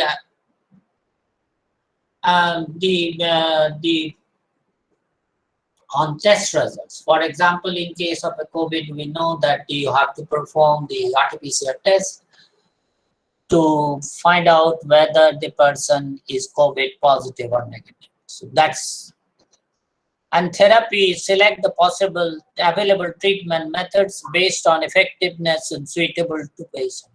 So if you find that the system will, you know that if the person is that do not have very high temperature, he is COVID positive, but he doesn't have shortness of breath, he can be treated at home. Otherwise, admit him to the hospital. Prognosis is predict future outcomes based on previous experience and present conditions. So that's just now I said that is a prognosis. Based on we know that in case a patient has a very severe the shortness of breath, then the treatment may be that they predict the field that he is likely to require oxygen support. That is, his oxygen concentration has come down, so it requires oxygen support. So go admit him to the hospital. So the prognosis is like this. This is called prognosis. And otherwise, he remains in at home and will self-isolate himself and then take certain medicines which the doctor recommends. So therefore, you can see that the nature of medical data is often noisy, incomplete, uncertain, or non-linearities. So we can, if that is the case, we have a fuzzy data, fuzzy knowledge can be used, and you can use soft computing based approaches. Like we can say the temperature, it may be measured in terms of directly measured. It is say 102 or 101 degrees, it is high. But the somebody in the field may say that he has a very high temperature or moderately high temperature. That is a somewhat vague or incomplete. They don't specify, don't have the direct measurement, or the person has a shortness of breath or acute shortness of breath. So these are called the fuzzy type of or uncertain type of evidences. So data explosion due to computerization. Now in medical world today, we know that there are a huge number of modalities, diagnostic modalities are available, which can be expressed, which can be given in terms of graphs or images. It's like medical imaging is a very, very large field. Even in with, so the doctor may say that go and have your CT done, or go and have your the ECG done. So you have the graphs or the wave-like data. You have the textual data, that is the medical blood test reports. You can have images. Now, too many disease markers too many disease markers or attributes. The attributes, as I said, it can be temperature, pressure, it can be stool report, it can be urine report, so on. And this has created a huge demand on the health services and huge patient loads in countries like India. As we have seen that when recently there was a large COVID surge, hospitals were flooded. There were a large number of people are coming to the hospital, and there are not many doctors. Doctors are also getting scared. So the overworked physicians and facilities, and also they work under stressful conditions like ICUs. And so therefore, can we help them at least to begin with the initial screening of the patient load, so that they have to deal with loads. So therefore, there is a large, in fact, today there is now increasingly the people are using telemedicine to monitor and diagnosis and support patients who are not in hospital but in, say, health the isolation in at home or in safe houses or in some places where they don't have the full-fledged hospital facility, but you can monitor them through video camera, or you can have some person who is giving the conditions of the patient over the network, and the system makes a certain decisions. And if it finds that the patient requires immediate attention from an expert, they will do it. So that is now telemedicine is being implemented almost in all places. In fact, while I was in Kharagpur, we developed a telemedicine system there and installed it in different hospitals in the state of West Bengal and Tripura and other places. So therefore, need of data mining is very important, and the more the data, any data mining case, the knowledge you acquire from the data or data science is critically dependent on the data. So the data must be reliable. If it is a completely bad data, then your predictions will be wrong.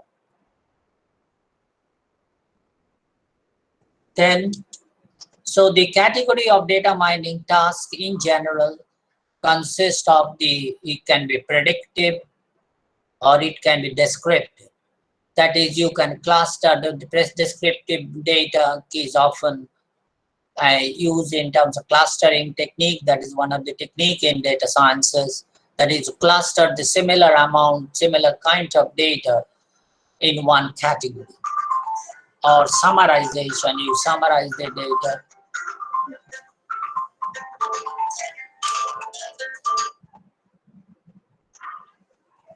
Summarize the data, and that you will see when you learn the data sciences, the different kinds of summarization techniques.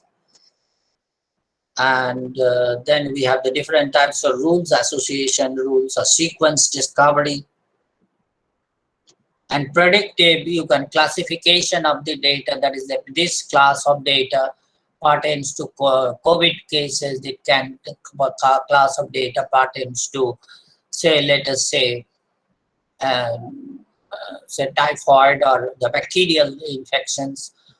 And you have the different types of techniques like regression technique or time series analysis, and then to do the prediction. So the data mining is a very huge area and one of the very important component of any data sciences, and no doubt that it is the case also in that is artificial intelligence in medicine.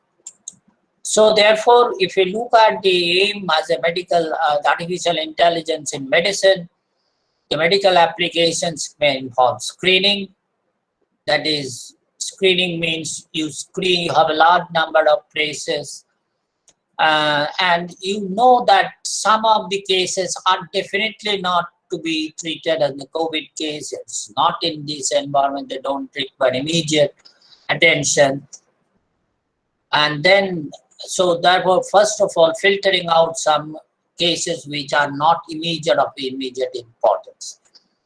And that reduces the load of the physicians. Diagnosis, I was in fact mentioning about the diagnosis so far. Diagnosis involves looking at the symptoms and then corresponding rules that are to be used to find out what is the diagnosis or the disease the patient is suffering from.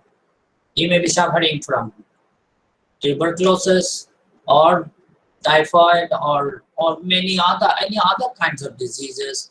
So based on the symptoms, what is the provisional diagnosis of the patient?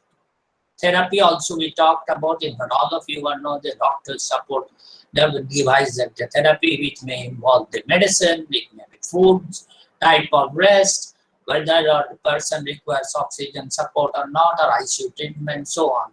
Prognosis I talked about just now. Monitoring is, once you identify, the doctors always monitors the patient conditions. The monitoring can be based on repeated tests or checking the symptoms evolution over the time. The person comes with say a cough, cold, and high temperature. Then you have the doctor has suggested some medicine. Then looks at the monitors whether the temperature is going down or not, or in that case, if that it is the case, the temperature is not going down, they may modify their treatment regime. So there is a feedback mechanism that has to be done. So monitoring is an important component of any medical treatment, and therefore AI also system can be used that see whether the person can be monitored, needs to be monitored, regular monitor, whether the monitoring to be done continuously or over a certain period of time. For example, a person in a ICU requires monitoring almost always. They have you can find the monitors in the screen, the person's pressure, blood pressure, temperature, and the oxygen level, etc., are continuously being monitored. ECG is monitored, EEG is monitored, or it may be simple data entry type of operations, that where the nurse monitors the patient in the ward and reports it to the doctor. Epidemiological studies, it is a very important today, that is related to, for example, COVID, which identifies that what are the different reasons of spreading, the spread of the virus, or what are how it is spreading from one district to another district, or one town to the another town, or one village to the another village, whether it is spreading among the older populations, old people, or among the younger groups, and whether among the men and women. So therefore, epidemiological studies is required. Hospital management is HIS, hospital HMS is a very important area which combines all, including the bed management, facility management, including something like we have seen the horrors of oxygen not being available in the hospitals. The patients are there, oxygen level has fallen to a critical level. So what to be done? Can we monitor the oxygen levels in the hospital and then take immediate inform the management that immediately book more oxygen cylinders? And we have seen that what a kind of horror in the country today. Just 1 month back, it was terrible. Now, medical screening is said that it is indeed, and that required easily questions, simple measurements to screen patient population, and may lead to reduction of the easily specialized tests. As for example, prostate cancer detection, or hepatitis, diabetes, sleep apnea. So the one of the option would be that before you do it, you can do a test of the person's blood test to see whether the person is suffering from hepatitis or the person is diabetic. That blood test can easily identify that the person, whether what is the sugar level at before in the fasting or after after he consumes some amount of food. The tools for diagnosis and classification is that assess decision making with a large number of inputs and in successful situation. So possibility to carry out automated analysis. Today, the signals like ECG, EEG, EMG, medical images like mammograms, etc., can be, which are acquired through images acquired through CT or X-rays or MRIs, can be analyzed, and which will be part of your some of the some of the faculty member may talk about medical images analysis. And then here what happens, given the image, the machine can, that AI-based system can be used to identify certain patterns or certain characteristics, like whether there has been an abnormal growth in some area of the liver, or in say somebody's the chest or some other places. It can ECG signals can be analyzed to see that whether the person suffered in a heart attack or a medium mild pain, and the myocardial ischemia using STPRD GCD complex primary or coronary artery diseases is SPECT images.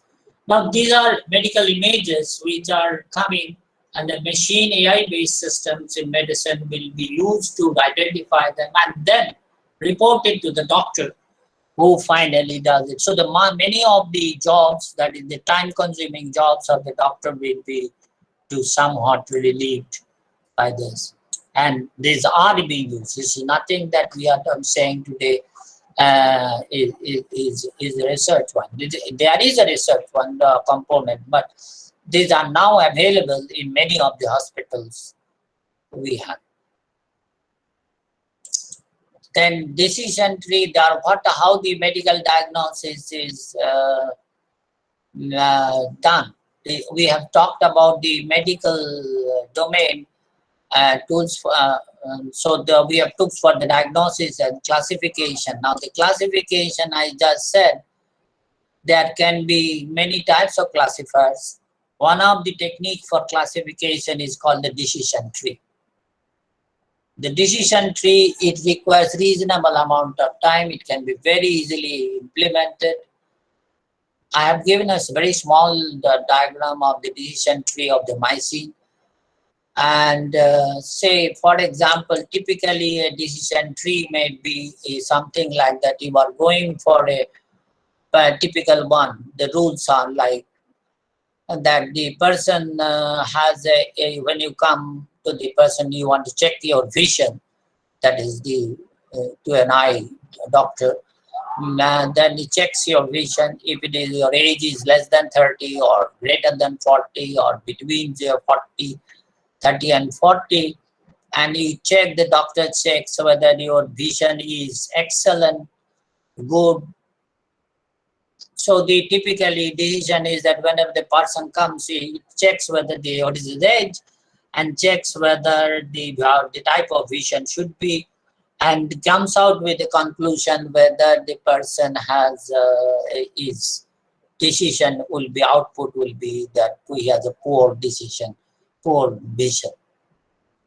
So typically data will be represented in the form of a tree-like structure, and you can attach some evidence that the certainty factors or probability with that, so that we can have a probabilistic decision tree, and then proceed with it. So therefore, decision tree classifiers normally organizes a series of test questions and conditions in a tree structure, and these tree classifiers are built using the building phase and pruning phase. So in the building phase, you select a pattern to be splitting pattern. Like for example, the first pattern, you look at the decision tree, you first select age as the criteria for first decision, and then you select the vision as the classification. So these are called the building phase. When you create it, first split the decision tree into different subtrees and select the spreading attributes. Then partition the data on splitting attribute, which can be based on age, or it can be based on systolic pressure of what is the systolic pressure. So DC selection is the best way to split the record, so that a very large data can be split into smaller sets, and then we can. And there are certain techniques or the use about the purity of the class, which I will not discuss now. It are very simple technique called Gini index or entropy or misclassification errors. I think I skipped this part. Now, as you are building the tree is too large, then one can be, if you stop, you can prune the tree very early, then your order, it will be underfitted.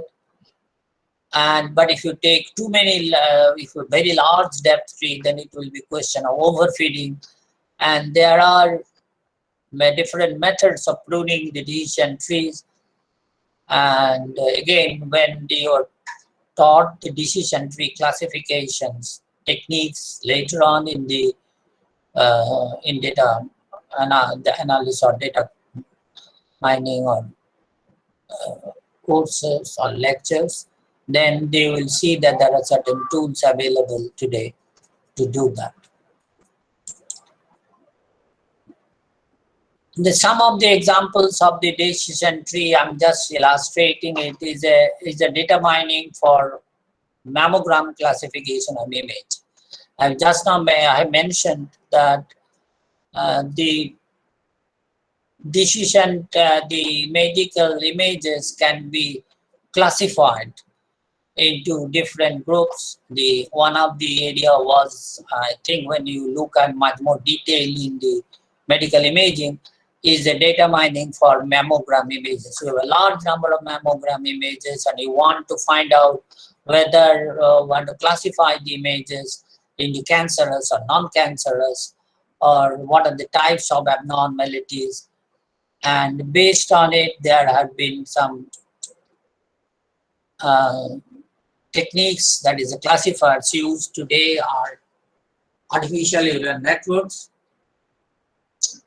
or association rule mining, and they have a very high level of accuracy. It's not that merely you are using a tool, the tool must have a reasonable accuracy of that. And the accuracy of the artificial networks, neural networks, is today of the order of 81%. So it is less sensitive to noise, and more features and inner segmentation can improve association rule classification. Typical size of the decision trees, the breast cancer occurrences, is that degree of malignancy. This is a splitting attribute, whether depending upon the tumor size and how many involved nodes are there, how many points nodes are there, whether the size is medium or large, and these are the type of measurements that are used, and whether the age is, the person's age is young or old. So therefore, if you go by this way, if a patient comes, it's a young or old person's, then you find out that then you go back and you get the degree of malignancy.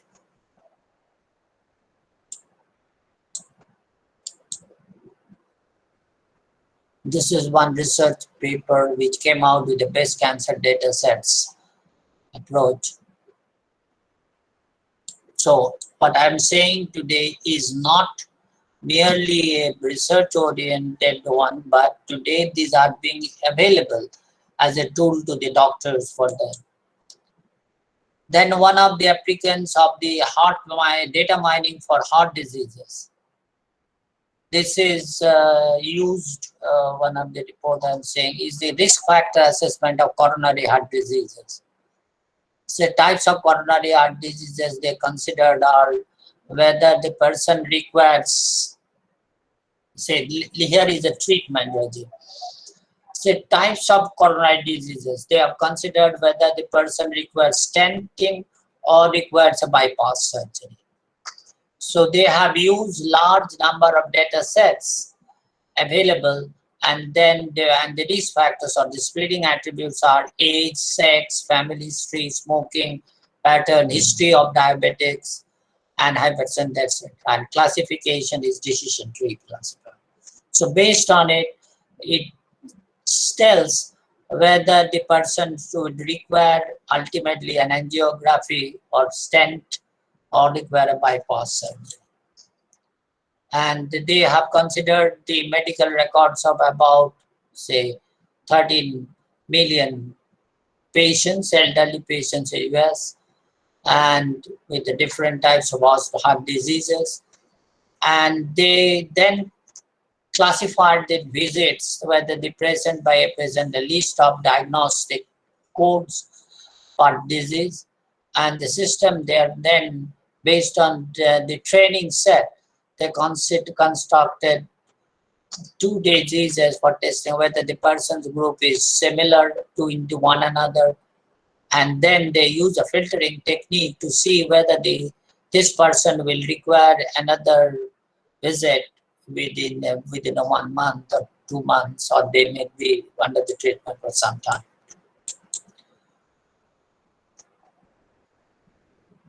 So now one problem with this kind of situation is that when we compare two disease patterns, how similar they are. And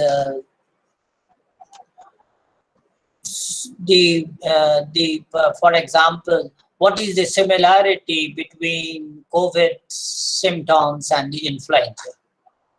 They have some very common symptom patterns. And then how do you predict the person is suffering from influenza, mere influenza, or COVID? So you can say immediately say go and have a RT-PCR test, so get a COVID positive. But before that, can the system be used to check it?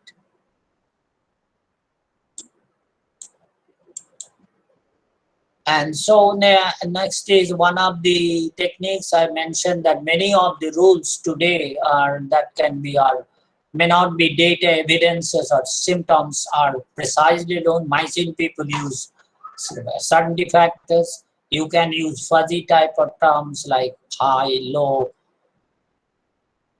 And then you can compare the symptoms of the current patient and whatever you were stored, and then filter them and estimate what is the risk involved.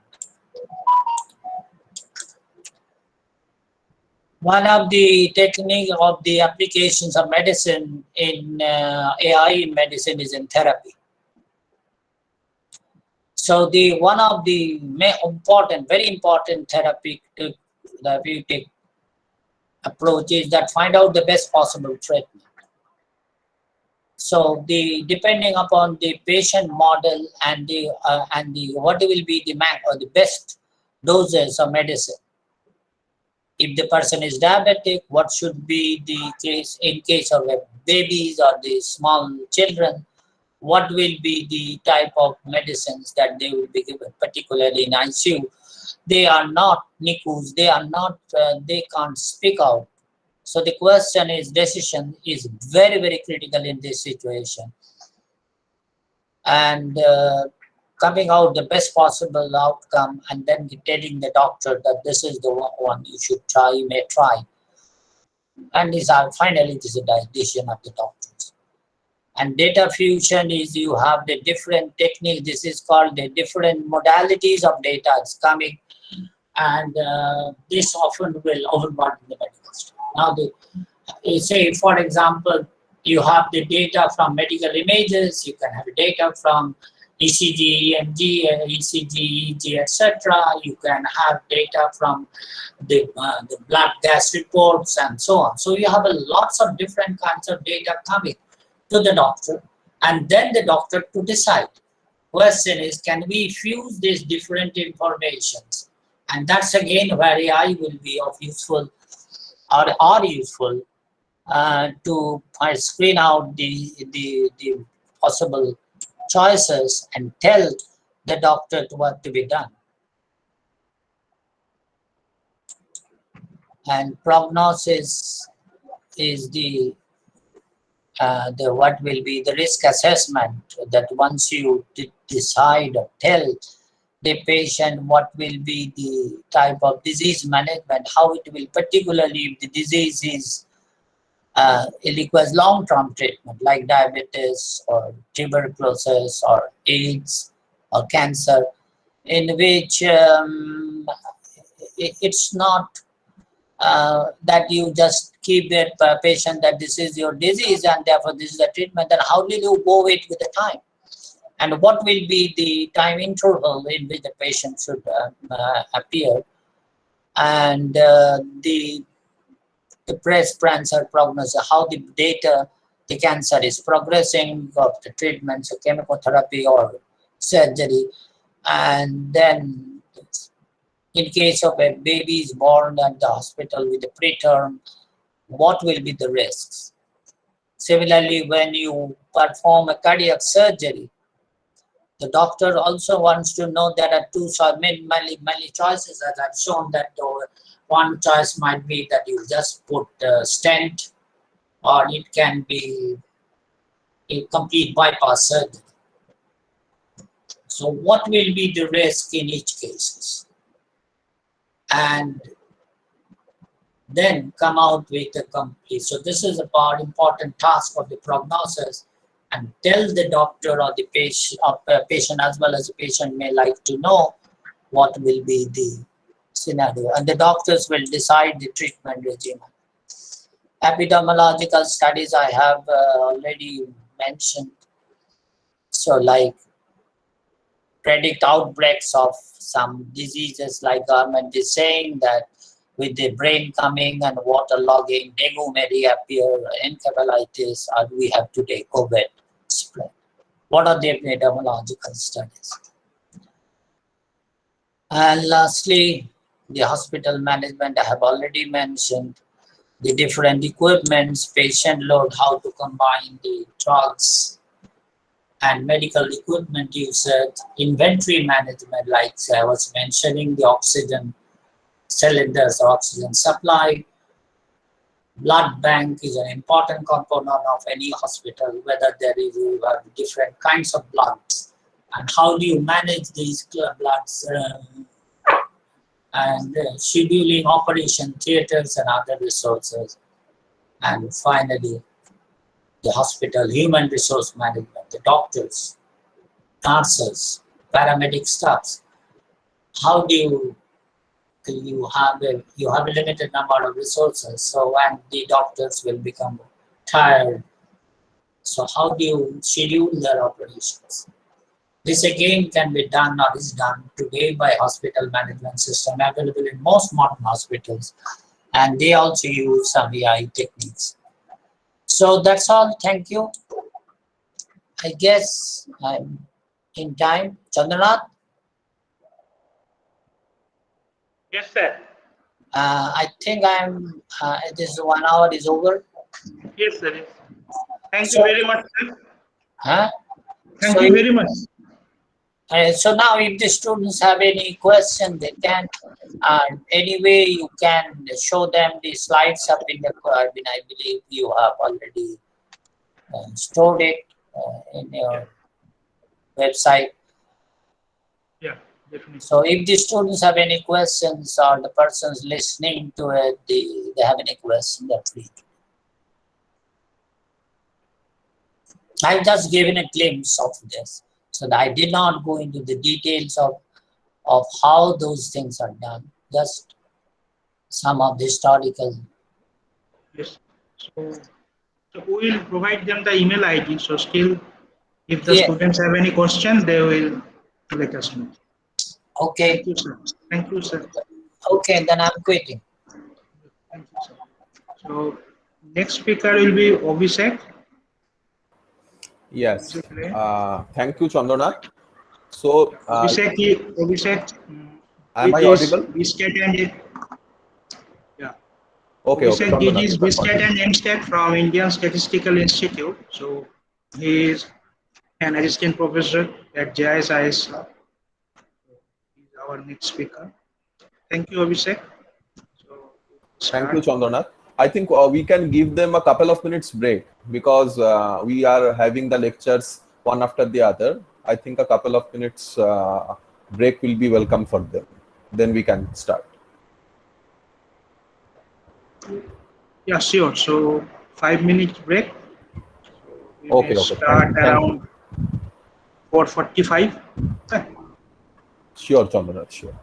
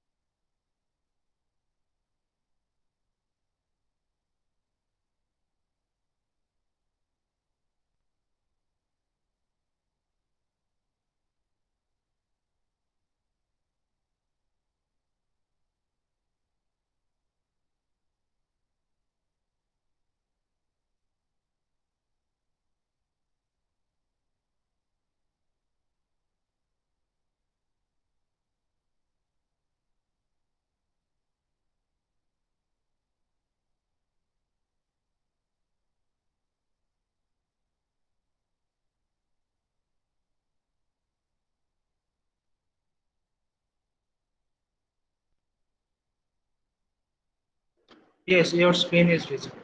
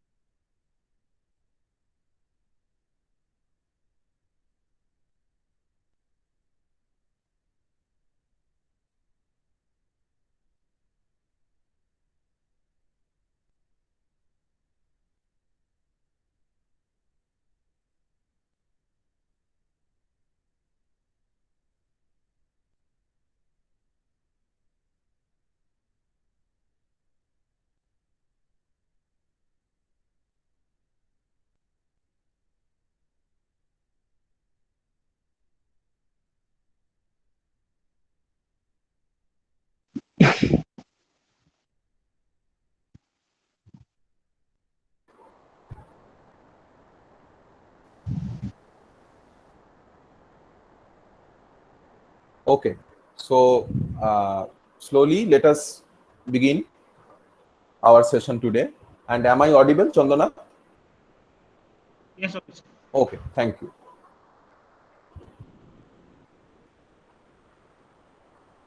So myself, Abhishek Rai, I am an assistant professor here in the JISISR, and I have my undergraduate and graduate degrees from the Indian Statistical Institute, Kolkata, both in the fields of statistics, because we have both statistics and mathematics in the ISI, both in the bachelor's and the master's level. I did my BStat and MStat, and after that I had two years of corporate experience in an Australian multinational, and I was posted in the Gurugram.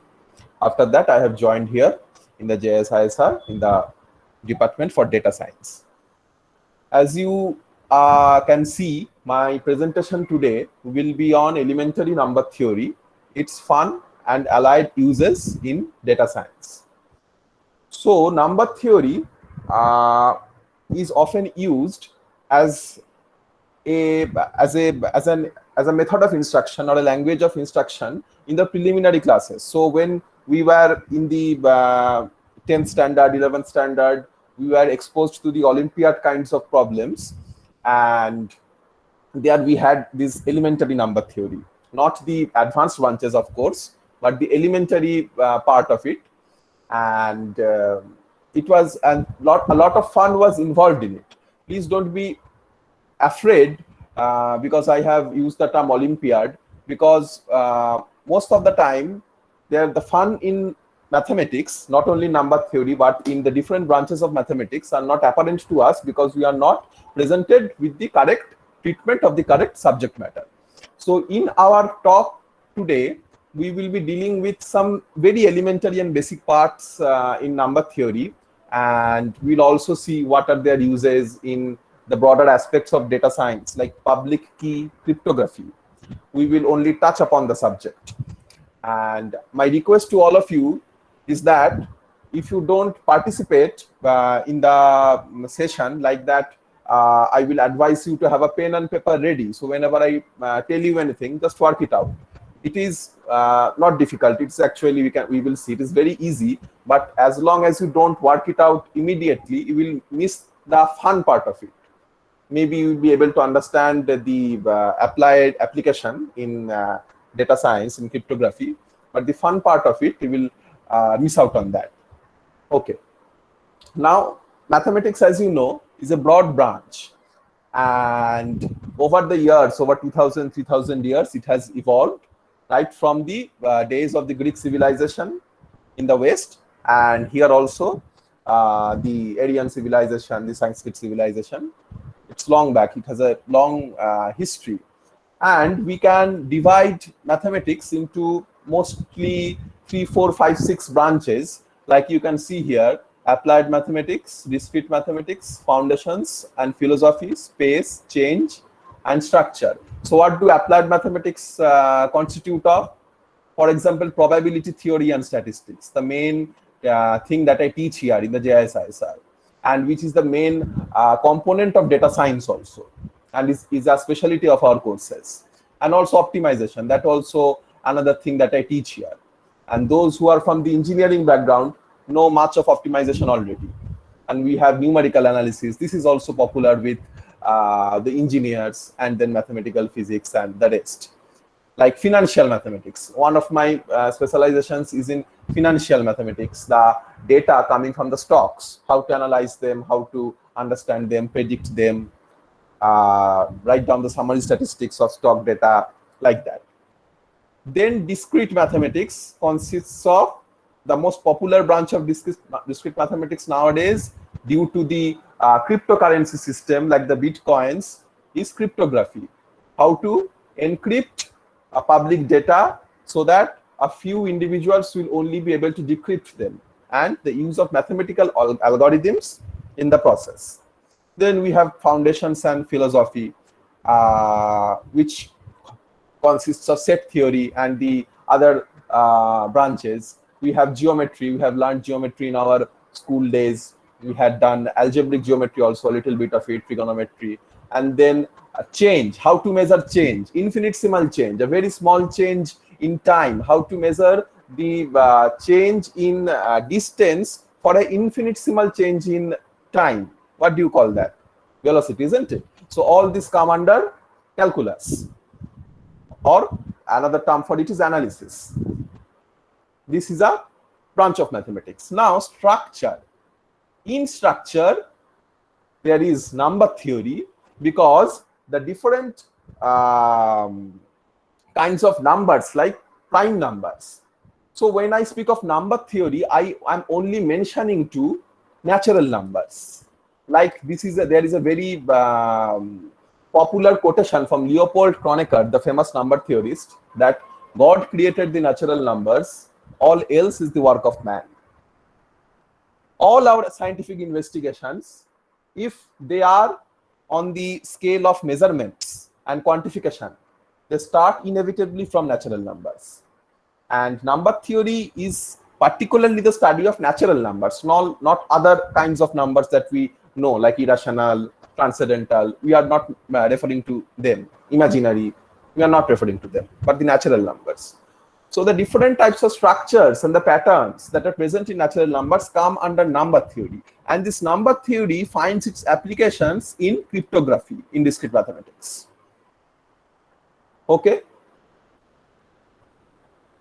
Okay. Now, these are three very famous mathematicians who have contributed in their own times to number theory.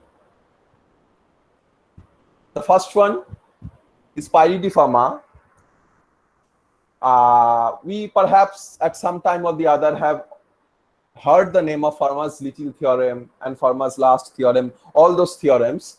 And we will actually touch upon Farmer's little theorem in a short while, and we will see that it's not at all difficult, but we'll only have to work out to get to the beauty at the core of it. So he was a Frenchman who, during the Renaissance period in Europe, he was not a professional mathematician, but an amateur mathematician.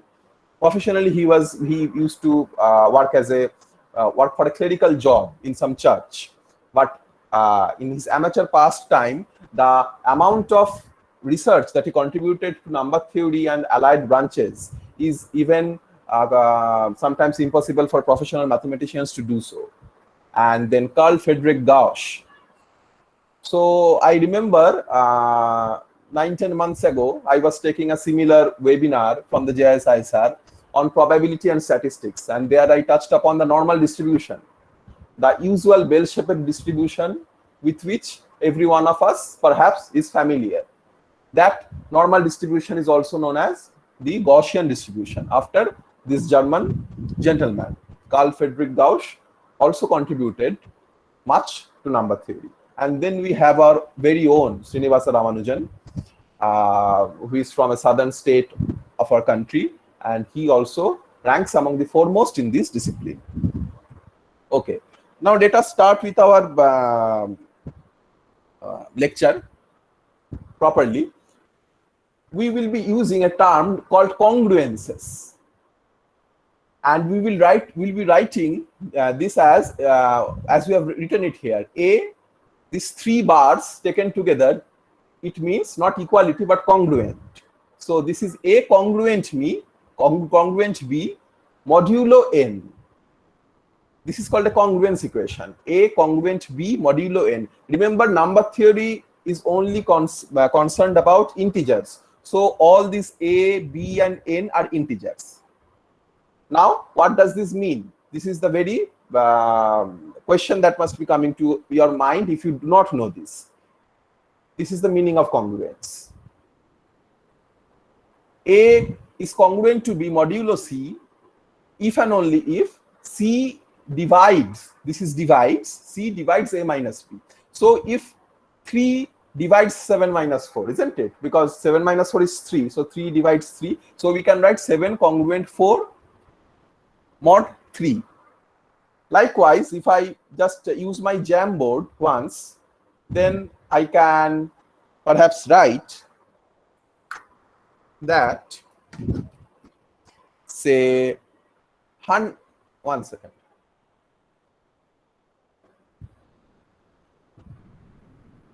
Say 100 congruent, say 84 mod 4. Can I write it? Because 100 minus 84, how much is it? How much is that? It is 16. And as 4, this is the symbol for divides. 4 divides 16, isn't it? So this congruence holds. In general, we write A congruent B mod N.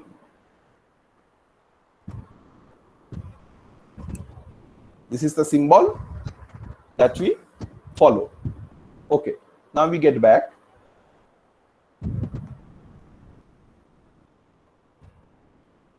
Now we will go into some important theorems on congruences, and we will see that there are remarkable relations using congruences, and one of them is named after this French gentleman, Parity Farmer, which is known as the Fermat's little theorem. Okay, so it states that if P is a prime, we all are aware of prime integers. Integer which is divisible only by itself and by 1, and not by any other integer less than it. Okay, so it states that if A is any integer and if P is a prime, then this is the statement for Fermat's little theorem. And if in particular P does not divide A, then A to the power P minus 1 congruent 1 mod P. So P is a prime and A congruent P minus 1, P minus 1 congruent 1 mod P if P does not divide A. So I ask you to verify. Say take P as a prime, take any prime number, say 7, and A which does not, P which does not divide A. Let A be say 2 or 3, and we will verify this little theorem. Okay, let us go to the Jamboard.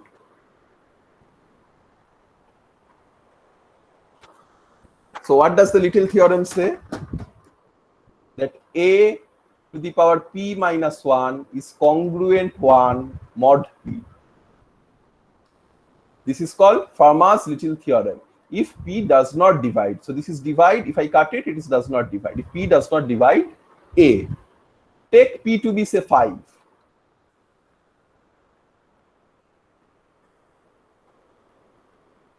And A to be say 2. Let us now verify. 2 to the power 5 minus 1. How much is that? 2 to the power 4.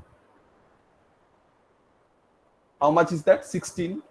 So now is, let me use another color, is 16 congruent 1 mod 5? Yes, it is, because 16 minus 1 is 15, which is divisible by 5, isn't it? So I welcome you to come up with any value, and you can also tell me to verify whatever may be the value of A and P. Of course, choose smaller values, because otherwise it will be computationally difficult to understand, to compute, and you can verify or tell me to verify if you just specify any value for A and P. We can take another example. Say P is equal to 3 and A is equal to now 7. So 7 cube, not 7 cube, but 7 to the power 3 minus 1. P minus 1 is 7 square. So it is 49.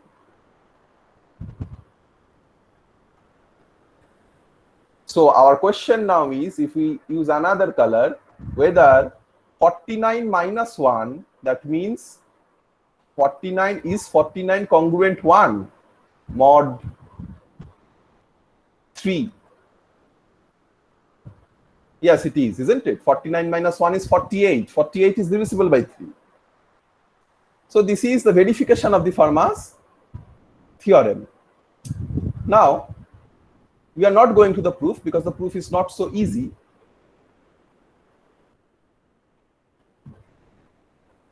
Now there is a sum which we have worked out using the Fermat's little theorem. Let's keep it for the present treatment.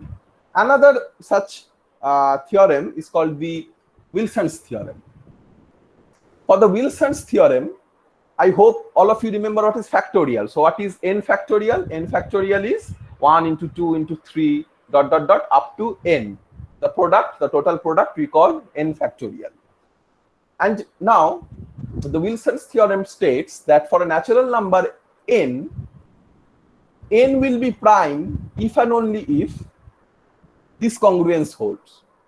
So now you get why we learned the definition for congruence on the very onset, because Farmer's little theorem also was involved in congruences, and this Wilson's theorem also involves congruences. So this one states that for a prime number n minus 1 factorial congruent minus 1 mod n. Let us now verify whether that is true or not. So n minus 1 factorial congruent minus 1 mod n. This is from the Wilson's theorem. If n is prime, this will hold. Give me any prime, say 7. So 7 minus 1 factorial is 6 factorial. First calculate 6 factorial. I know what is 6 factorial, but if you want me to calculate, just calculate this and it will come to 720. 1 into 2 into 3 into 4 into 5 into 6, this is 720. Now, our question now is whether 720 is congruent to minus 1 mod how much? 7, isn't it? It is indeed. Why? 720 congruent to minus 1 to show that what we have to do, subtract minus 1 from 720. So 720 minus of minus 1 is 721. And of course, 721 is divisible by 7, isn't it? If we just divide it by 7, we have 1 and then 7 3s are 21. So 103. So 103 into 7 is 721. So we have verified for n equal to 7, this is true. You can verify for n equal to 5, say, n equal to 3. Do it. And you will find that always you have this result. The Wilson's theorem states that n minus 1 factorial congruent minus 1 mod n, this holds only for prime number n. Similarly, if n is not prime, then this won't hold. Say we take n equal to 4. Then how will it look like? Say 4 minus 1 factorial. That is 3 factorial. It is 6, isn't it? So is 6 congruent to minus 1 mod 4? This is n mod 4. Of course not, because 6 minus minus 1, that means 7. 7 is not divisible by 4. 4 doesn't divide 7. So Wilson's theorem gives a criteria for checking prime. Any number, if you don't know whether it is prime or not, you can just use the Wilson's theorem to prove whether it is prime or not.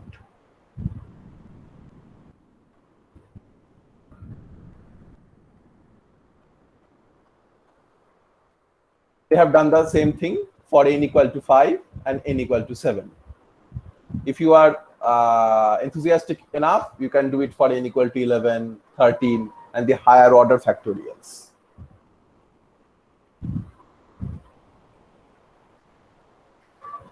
Okay. So first we had learned the definition for congruence. Then we visited two theorems. One is the Farmer's theorem. After that, the Wilson's theorem.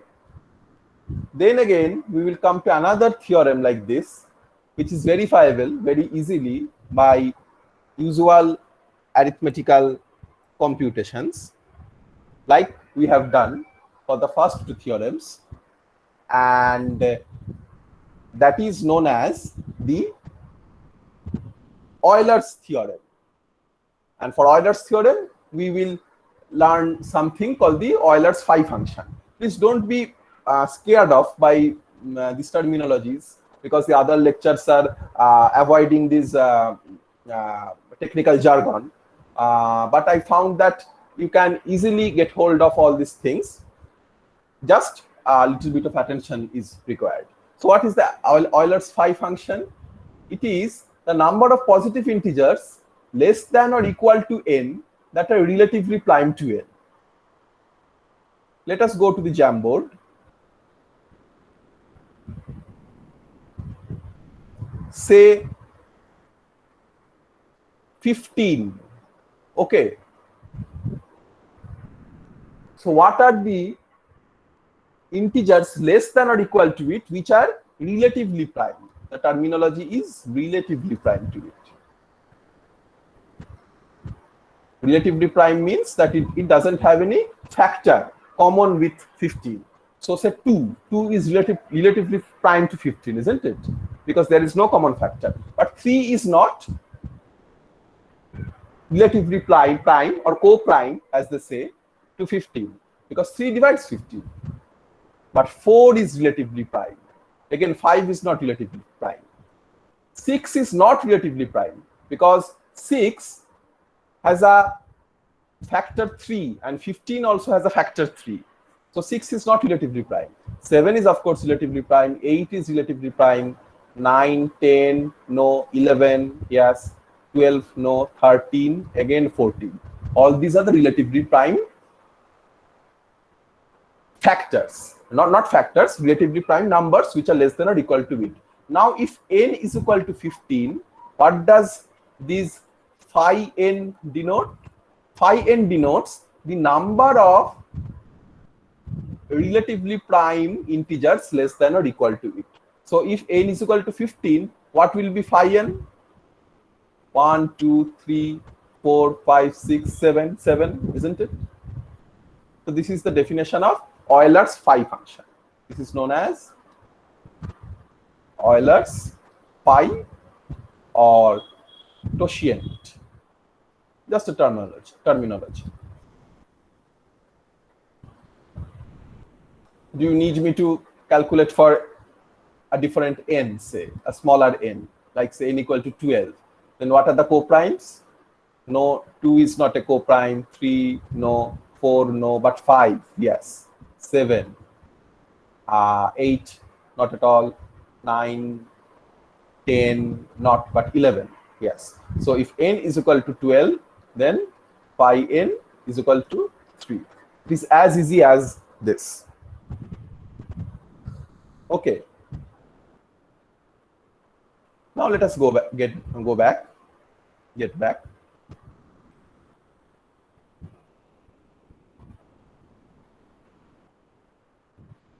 If the definition of phi n is like this, then Euler's theorem is a theorem analogous to, or it looks like, the Fermat's little theorem that we had done.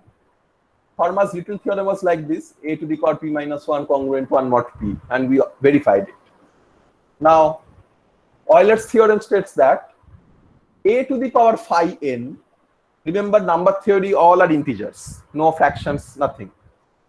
A to the power phi n congruent 1 mod n. So it looks counterintuitive. So how can this happen? But magically and with much fun, we will see that when we actually take specific values for a and n, we will be able to work this out. But a prerequisite condition on a and n is that GCD of a and n, that is 1. What is GCD? Just that's the highest common factor. That means a and n do not have a common factor within themselves. A and n are mutually prime, as we have learned. The definition of mutually prime, relatively prime, co-prime, all that. That means that they don't have any common factor within themselves other than 1. Of course, 1 divides every number, every integer. So let us work out an example. Say a equal to 3 and n equal to 10. Let us work it out. They have worked it out, but we will work it out ourselves. A3 and n10. The theorem goes as a to the power phi n congruent 1 mod n, isn't it? Yes. They are taking, and we will also take a equal to 3 n equal to 10. If that is the case, then 3 and 10 are mutually prime, isn't it? GCD means greatest common divisor. Greatest common divisor of 3 and 10, what will it be? It is 1, because they don't have a divisor other than 1, common divisor. Now, if n equal to 10, what are the co-prime elements in it? So 2 is not co-prime, but 3. 4 is not co-prime, 5 no, 6 no, 7, 8 no, 9. And so 2 and 10, 2 divides 10, 4 and 10 has a common factor, 5 and 10 has a common factor, 6 and 10 has a common factor, 7 we have written, 8 and 10 have a common factor, 9 and 10 we have written, and we have missed out on 1.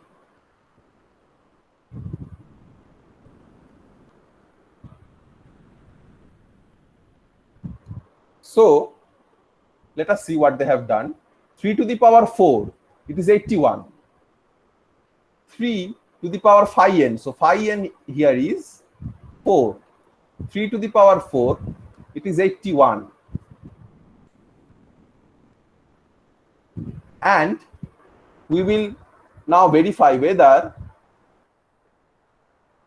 81 is congruent to 1 mod 10. We need this for verifying this Euler's theorem. And that is indeed the case, isn't it? 81 minus 1 is 80, and 10 divides 80. So we have now verified the Euler's theorem for n equal to 10 and a equal to 3. And similarly, you can do it yourself for, say, a equal to 2 and n equal to 11. N being 11, n is a prime, then every number from 1 to 10 will be co-prime to it. So let us work that out also. A equal to 2 and n equal to 11. Say a equal to 2, n equal to 11. So what will be phi n? Say 1, 2, 3, 4, all this will be co-prime to 11, isn't it? Dot, dot, dot, dot, up to 10. So phi n will be 10. So now we must check whether 2 to the power 10 is congruent 1 mod 10. Mod 11. Because the theorem states a to the power phi n congruent 1 mod n.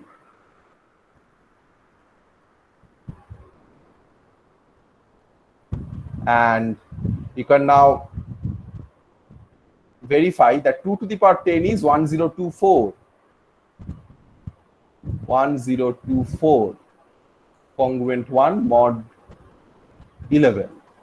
Whether 11 divides 1023 or not, you must check it for yourself.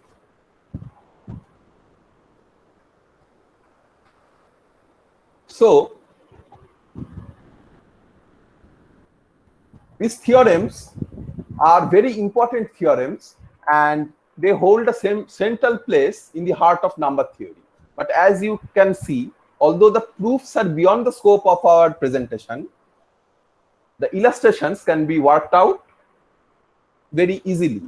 And it is quite surprising that integers, which look so innocent in their faces, have such tremendous quality of patterns within them. So Farmer's theorem, Wilson's theorem, and now Euler's theorem. To be noted, the proofs aren't obvious, of course.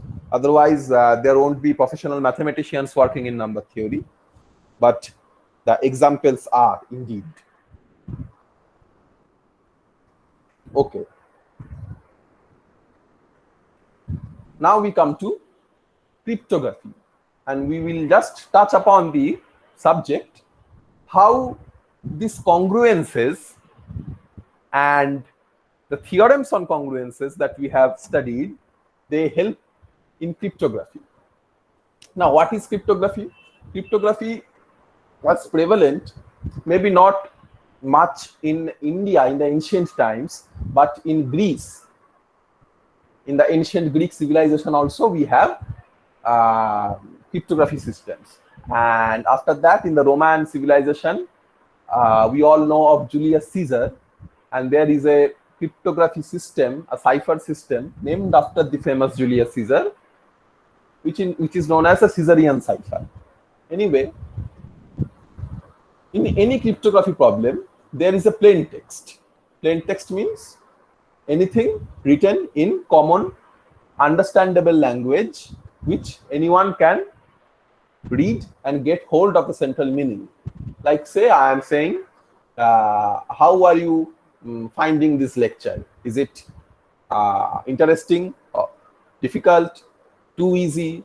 So all these statements, they are plain texts, because I am delivering, and anyone who have a fair amount of knowledge of English can understand what I am aiming at. Now, if I encrypt all those English languages in some form, say I change every A, the letter A in the words, the letter A is changed for Z, the letter B is changed for, say, Y, and C, you now get, we change C for X, like that.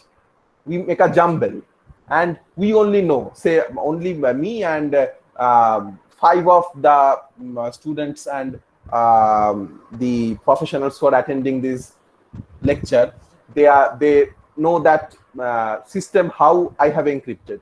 Then only those 5 will be able to understand, and myself, but not the others.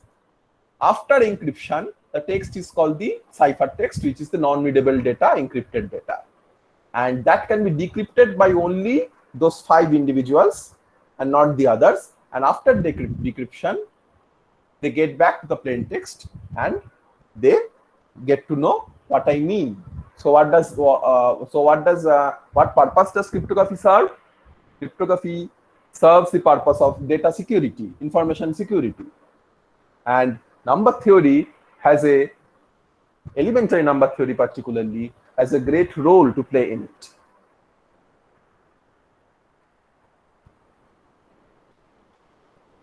Now, in public key cryptography, there are 2 concepts. One is called the public key and one is called the private key. As we have seen, there are 2 phases in any cryptography problem. One is called the encryption, the other is called the decryption. In public key cryptography, the encryption is done by the public key. Anyone can understand that. But the decryption is done via the private key. So only Alice has this particular private key, with the help of which he will be able to decrypt the message, "Hello Alice," sent by Bob. This is the basic concept of public key cryptography. And the challenge was how to devise such a system of public key cryptography.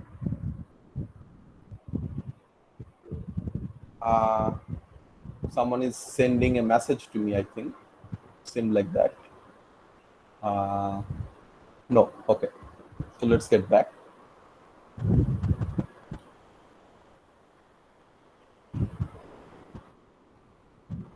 So many mathematicians in the 1970s were trying very hard to arrive at some mathematical formulation which will make public key cryptography a reality. And the race was won by these 3 gentlemen, Rivest, Shamir and Adelman, after whom this crypto system is known as RSA crypto system. In 1978, this came to the forefront. Okay, and an example where cryptography can be very useful is, say, a client, for example, browser sends its public key to the server and requests for some data. the server encrypts the data. Note that he encrypts the data using the client's public key only and sends the encrypted data. But the client receives this data and decrypts it using his private key so that the system remains safe and secure. Okay, so in 1978, this RSA crypto system came into the forefront, and I will not go into the RSA crypto system because it is beyond the scope of a short lecture like this, but we will have the subsequent sessions of our webinars, and those who are interested, please be present in the subsequent lecture so I can work out with you people the details of these crypto systems. Incidentally, its proof of correctness depends on the Fermat's little theorem. So what was the Fermat's little theorem? This one. Thing as big as the RSA crypto system, which holds the basic, which is at the heart of cryptography nowadays, its proof of correctness depends on the Fermat's little theorem and congruences. And its algorithm depends on calculating the Euler's phi. The Euler's phi that we have learned. Namely, what is Euler's phi?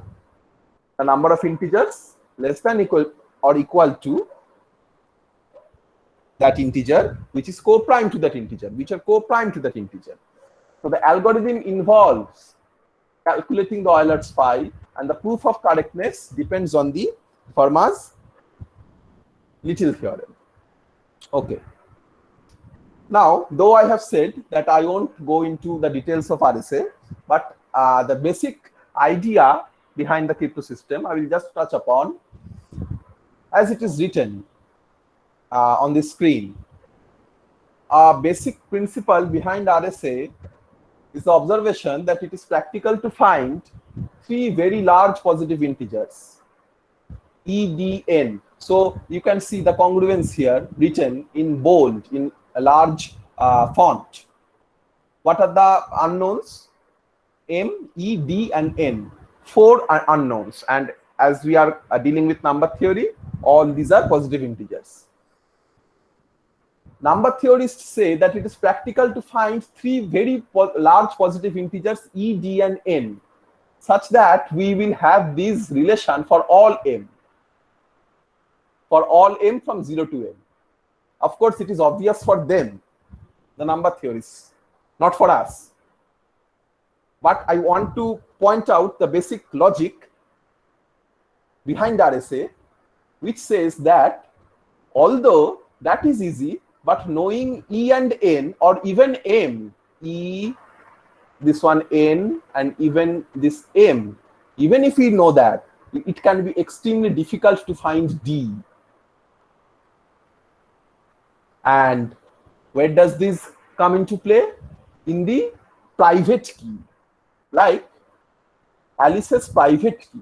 That must be available only to Alice. And to those men and women to whom this private key is not available, they won't be able to decrypt, isn't it?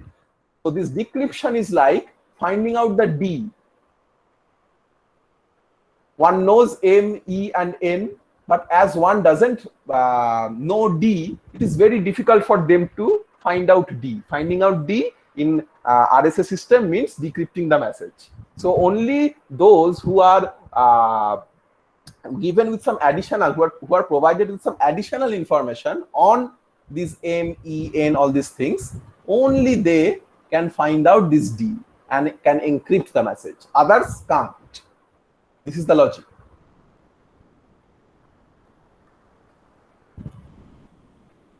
Okay.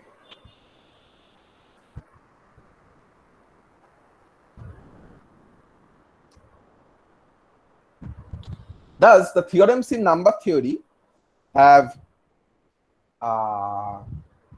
thus found its way into applied disciplines like data security. And this is a growing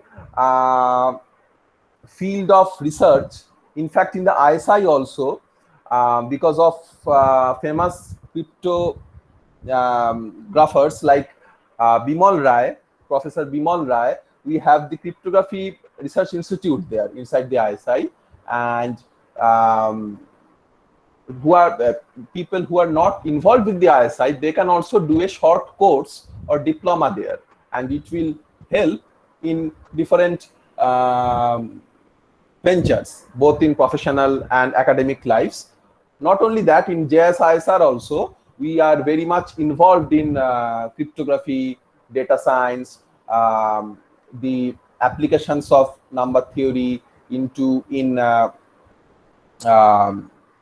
public key cryptography, and these areas are our prime research interests, and we also hold a central important place in the map of cryptographers and institutes who are involved in like researches. Okay, the last thing that I want to just mention, that all of you may have learned of the blockchain technology. So blockchain technology also is an example of a high-end cryptography system, and cryptocurrencies like bitcoins. Bitcoins was very popular, say 3 years earlier, before the corona, 1 year before the corona. It was very much in vogue. I don't know the present scenario, but back then it was very much in vogue. And blockchain technology is the basis on which bitcoins were designed. But there are some ethical issues with cryptocurrency like bitcoins, which also needs to be pointed out, because there are some breaches of trust. Although cryptocurrency says that it helps to build trust, but the critics of cryptocurrency have pointed out that there are some discrepancies here and there with this system. But the main thing here, that it is an example of cryptography, public key cryptography, which uses the techniques of elementary number theory in the back end. This is a book where you can find the basic principles of number theory, and if this very first and short session you have found engaging, then you can start working with your number theory. You can purchase this book. This is by David Burton, Elementary Number Theory. You can start working on the problems. You can start working on the theories.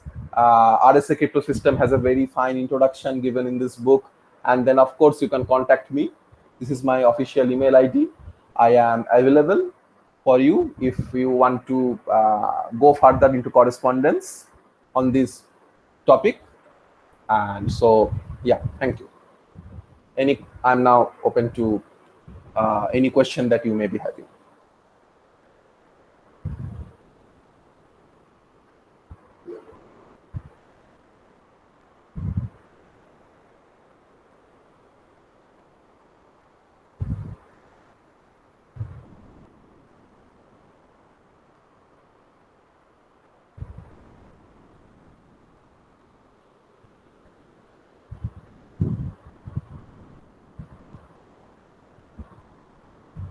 Thank you, Abhishek. Thank you. So if they don't have anything to ask, I can wait for another minute, and after that I will hand it over to Saptarshi. Yes. In the meantime, I request Saptarshi to please share his screen. Yes, sure, I will. Abhishek sir, what is blockchain? Oh, so blockchain technology is a cryptocurrency, is a cryptography system that uses many techniques of modern day cryptography. That needs another full session to make you understand what is blockchain. I just wanted to point out that it is a cryptography system only, and it is being used by cryptocurrencies like bitcoins. In order to make you understand what is blockchain, at least another 45 minutes is needed.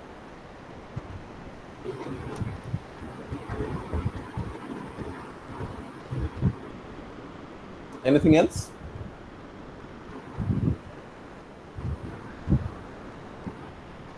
I will use the cryptography market to know all.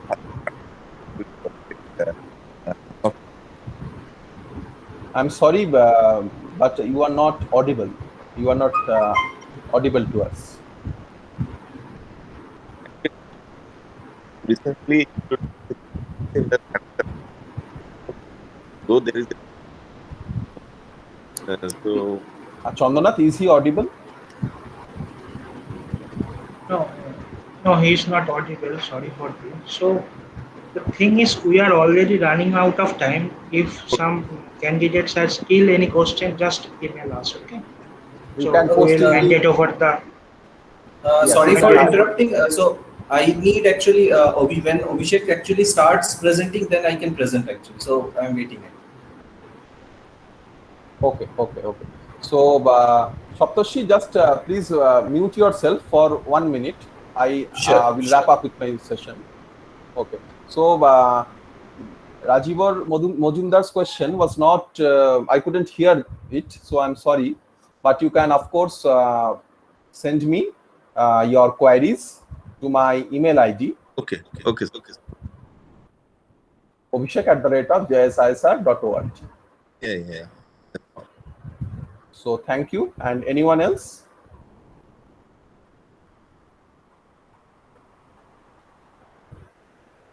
Okay. Thank you. So Saptarshi, you can now begin. I have stopped presenting. Thank you all. Thanks a lot, Abhishek, for the nice session. And now I'm just going to share my slides with you. Yeah, Saptarshi is also an assistant professor from our institute, that is JISR from Center for Data Science. So he did his ME from Jadavpur University, and he submitted his PhD thesis at IIT Kharagpur in the domain of information security. So is my slide? Are my slides? This presentation visible? Yeah, your slides. Okay. So welcome to this last talk for today. And I'm Saptarshi. I'm an assistant professor in the Center for Data Science in JIS IASR. And as Professor Chandra told, that I recently submitted my PhD thesis, and now I'm here as an assistant professor. So the topic for today's this final session will be application of data science in information and system security. Although I say application of data science, but primarily I will be telling about something what system security and information security is. Okay, so because there is when we talk about system security, there is most of the time there is some misconception. People actually mix it up with network security, hacking, ethical hacking, and all. But again, system security is a very vital thing which organizations are worried about in their day-to-day operational aspects. Okay, so and there is a request for all the participants that I would like this session. This will be a very short session, and this session to be interactive.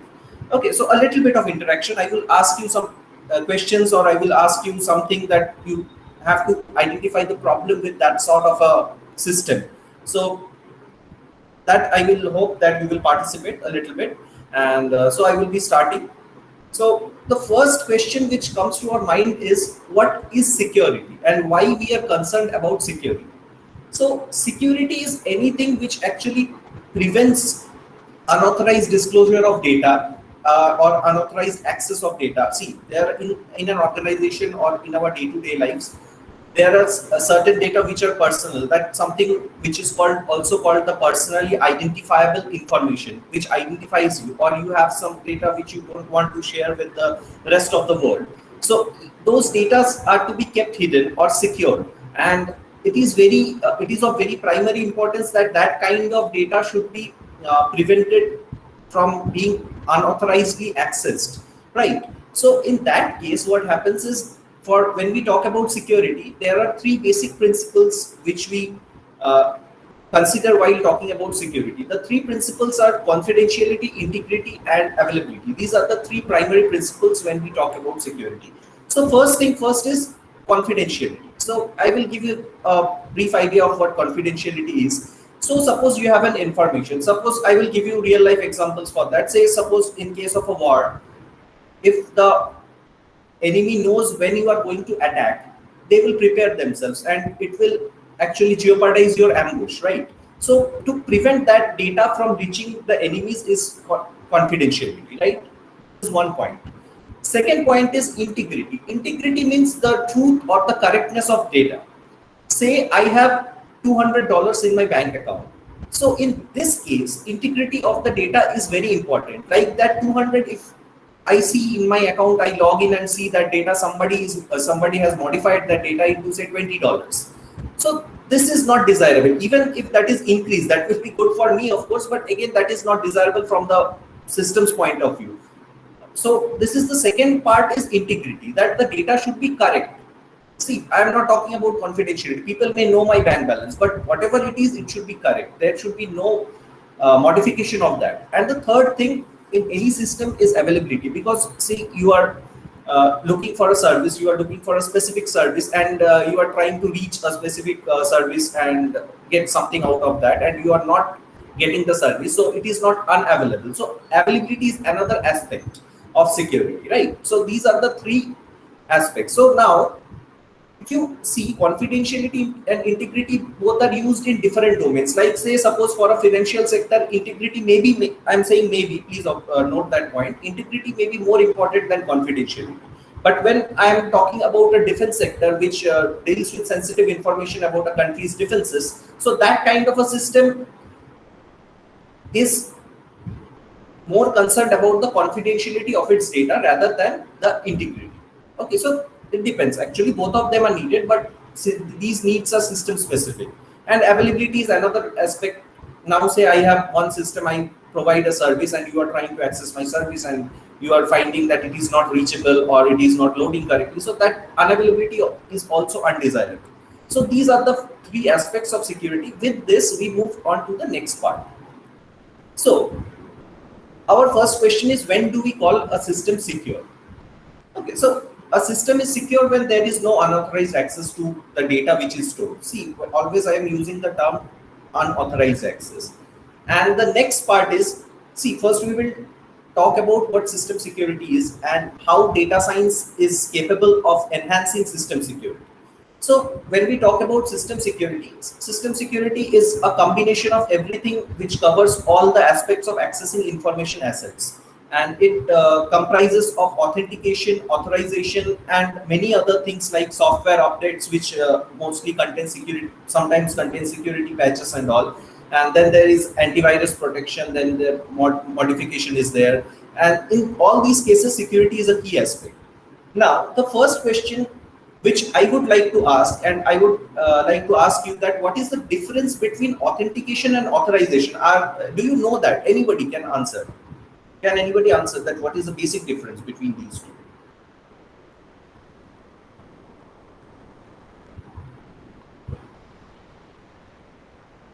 Sir, authentication is the checking of the credentials like the username and the password we are entering to access our account. Are they the authentic? Are they the correct one, or are they the wrong ones? Yes, like you're right. Yes, you're right. Yes. And what about authorization? Authorization means the access to somewhat like that, sir. Exactly. I get your point. You are on the right lines. Thank you for the answer. So again, as you said, that now authentication is verifying whether the user is the correct user or not. Say I am entering my username and I am entering a correct password, or it may be a biometric identification also. It will ensure that this person is me, not somebody else. Okay. And when I talk about authorization means what permissions I am getting, what rights or privileges I am getting inside the system. That is called authorization. So for today's lecture, this session, I will be considering more about authorization and not about authentication. Okay. So because system security is more, it consists of both, but the authorization is more stronger aspect which is covered in system security. So I will talk about authorization next. So the first question is how to enforce authorization. Like say I am a user A and I logged into the system with my credentials, say a username and a password. And now the system believes that this is myself, no, not any other person or entity. Okay, after that verification, that authentication has taken place, now the system has to determine that what resources are to be allocated to me, that user called A, right? So for these kind of authorization, this enforcement of authorization, we have different kind of models, and we call them access control models. As the name suggests, that these are models which actually control the access to the different organizational resources. And throughout the years, say starting in around 1970s or the end of 1960s, there has been different access control models. The first access control model is the mandatory access control model, which is MAC. Okay, and to be very precise, that these first two access control models which I have written over here, these are not used like as a whole, like as a standalone access control model in different organizations these days. And we have moved on to better access control model. So first of all, there is the mandatory access control model.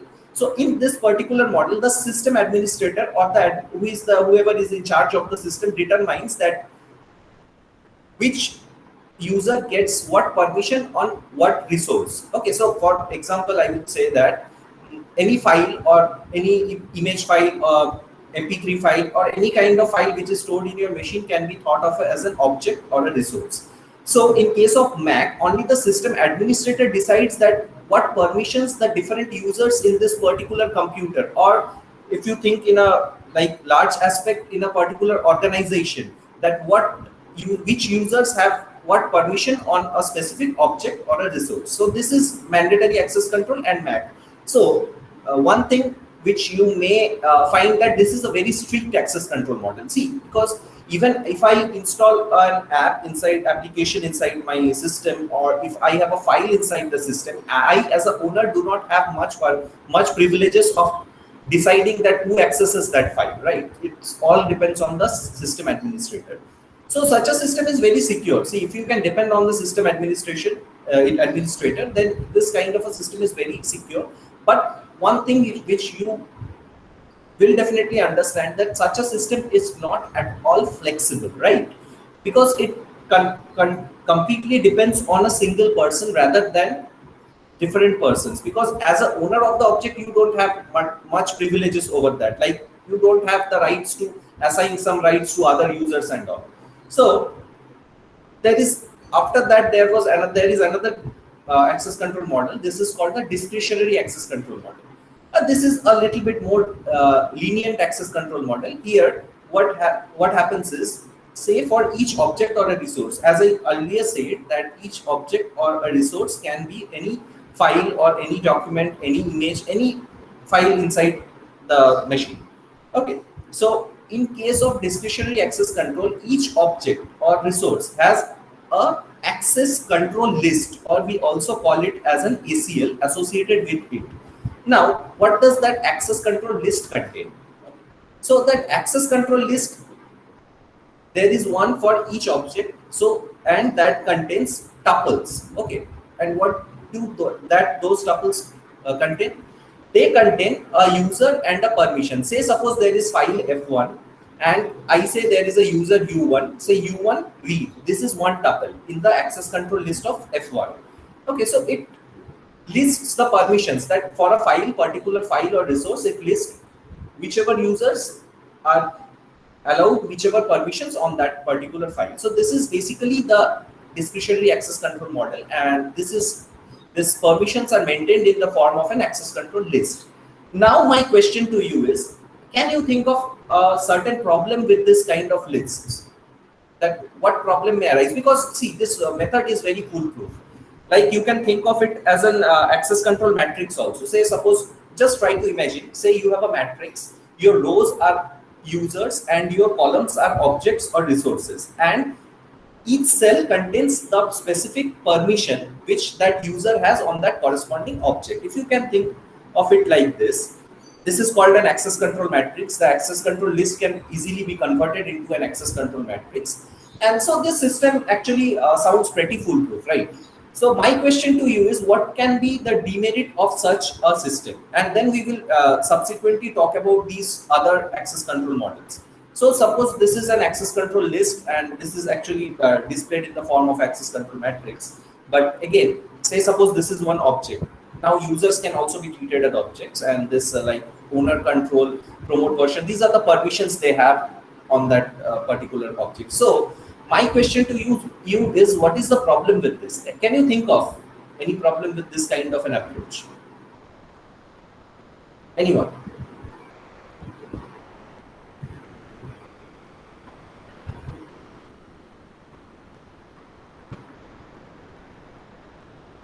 Okay, so I will tell you the problem. Say suppose I gave you the example where in the rows there are certain users and in the columns there are certain objects. Now think of a very large organization. In a very large organization there will be thousands of employees, right? And there will be lakhs of objects or files.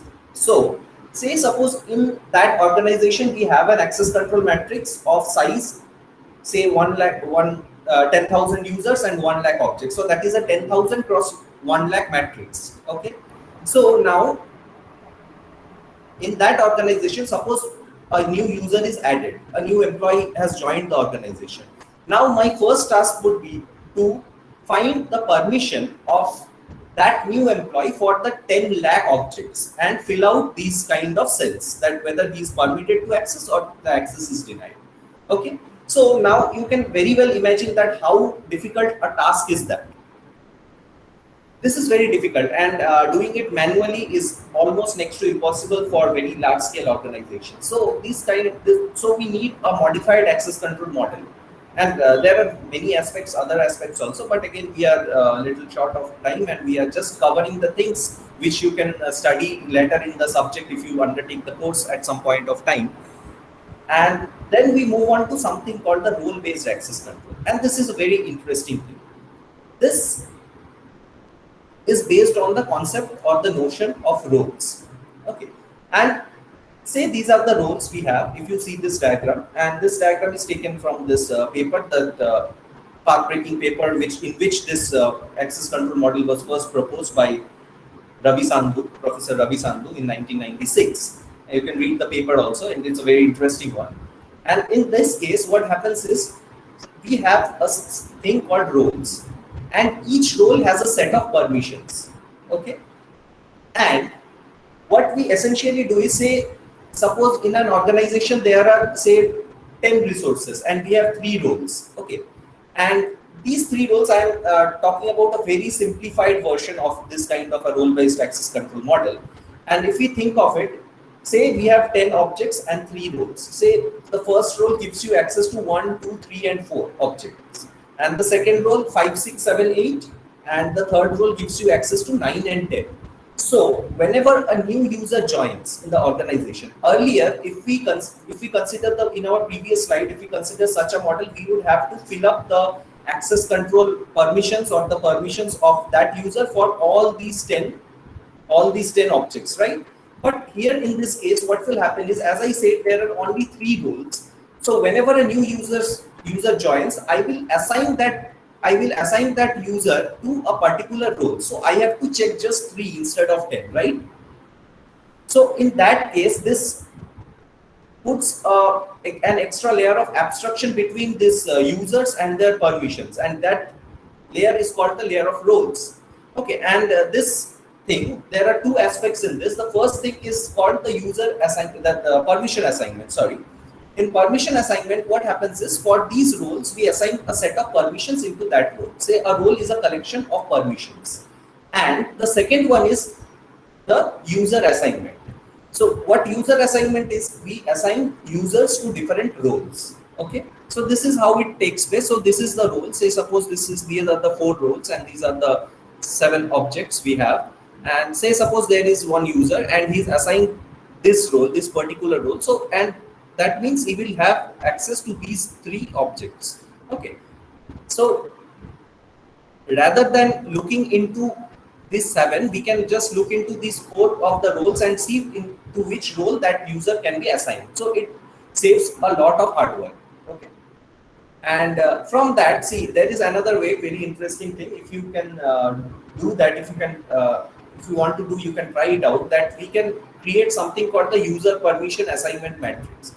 See, you have this user, you have the roles to which he belongs. Suppose this particular user belongs to actually 3 roles. You see this one, and this one. And then you can find that in these 3 roles, this one, and this one, which of the objects are accessible through using these 3 roles. So accordingly, if you find out, you can easily find out all the permissions of this particular person from this, all the roles he belongs to. And now at the end of the day, you have this person and this set of permissions. So with that, you can easily construct another access control matrix with that. So you can return back to the system that access control list or access control matrix. You can return back from RBAC, but again, RBAC saves you a lot of hard work and it is a more organized thing. Okay, so this is how RBAC addresses the limitations of the access control list or the access control matrix. Now the next question which readily comes to our mind is, what can be the possible problems of such an access control model, like I'm talking about RBAC. So any idea, can anyone think of any drawbacks of this kind of a model, like we thought of a drawback of ACL or ACM?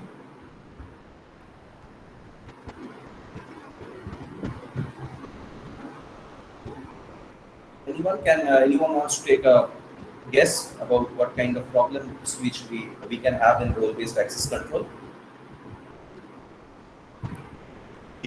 Okay. Yeah, somebody. Okay, fine. So in this kind of access control, this role-based access control, there is one phenomena called role explosion. Okay. So now our next question is, what exactly is role explosion? Now suppose we have an university.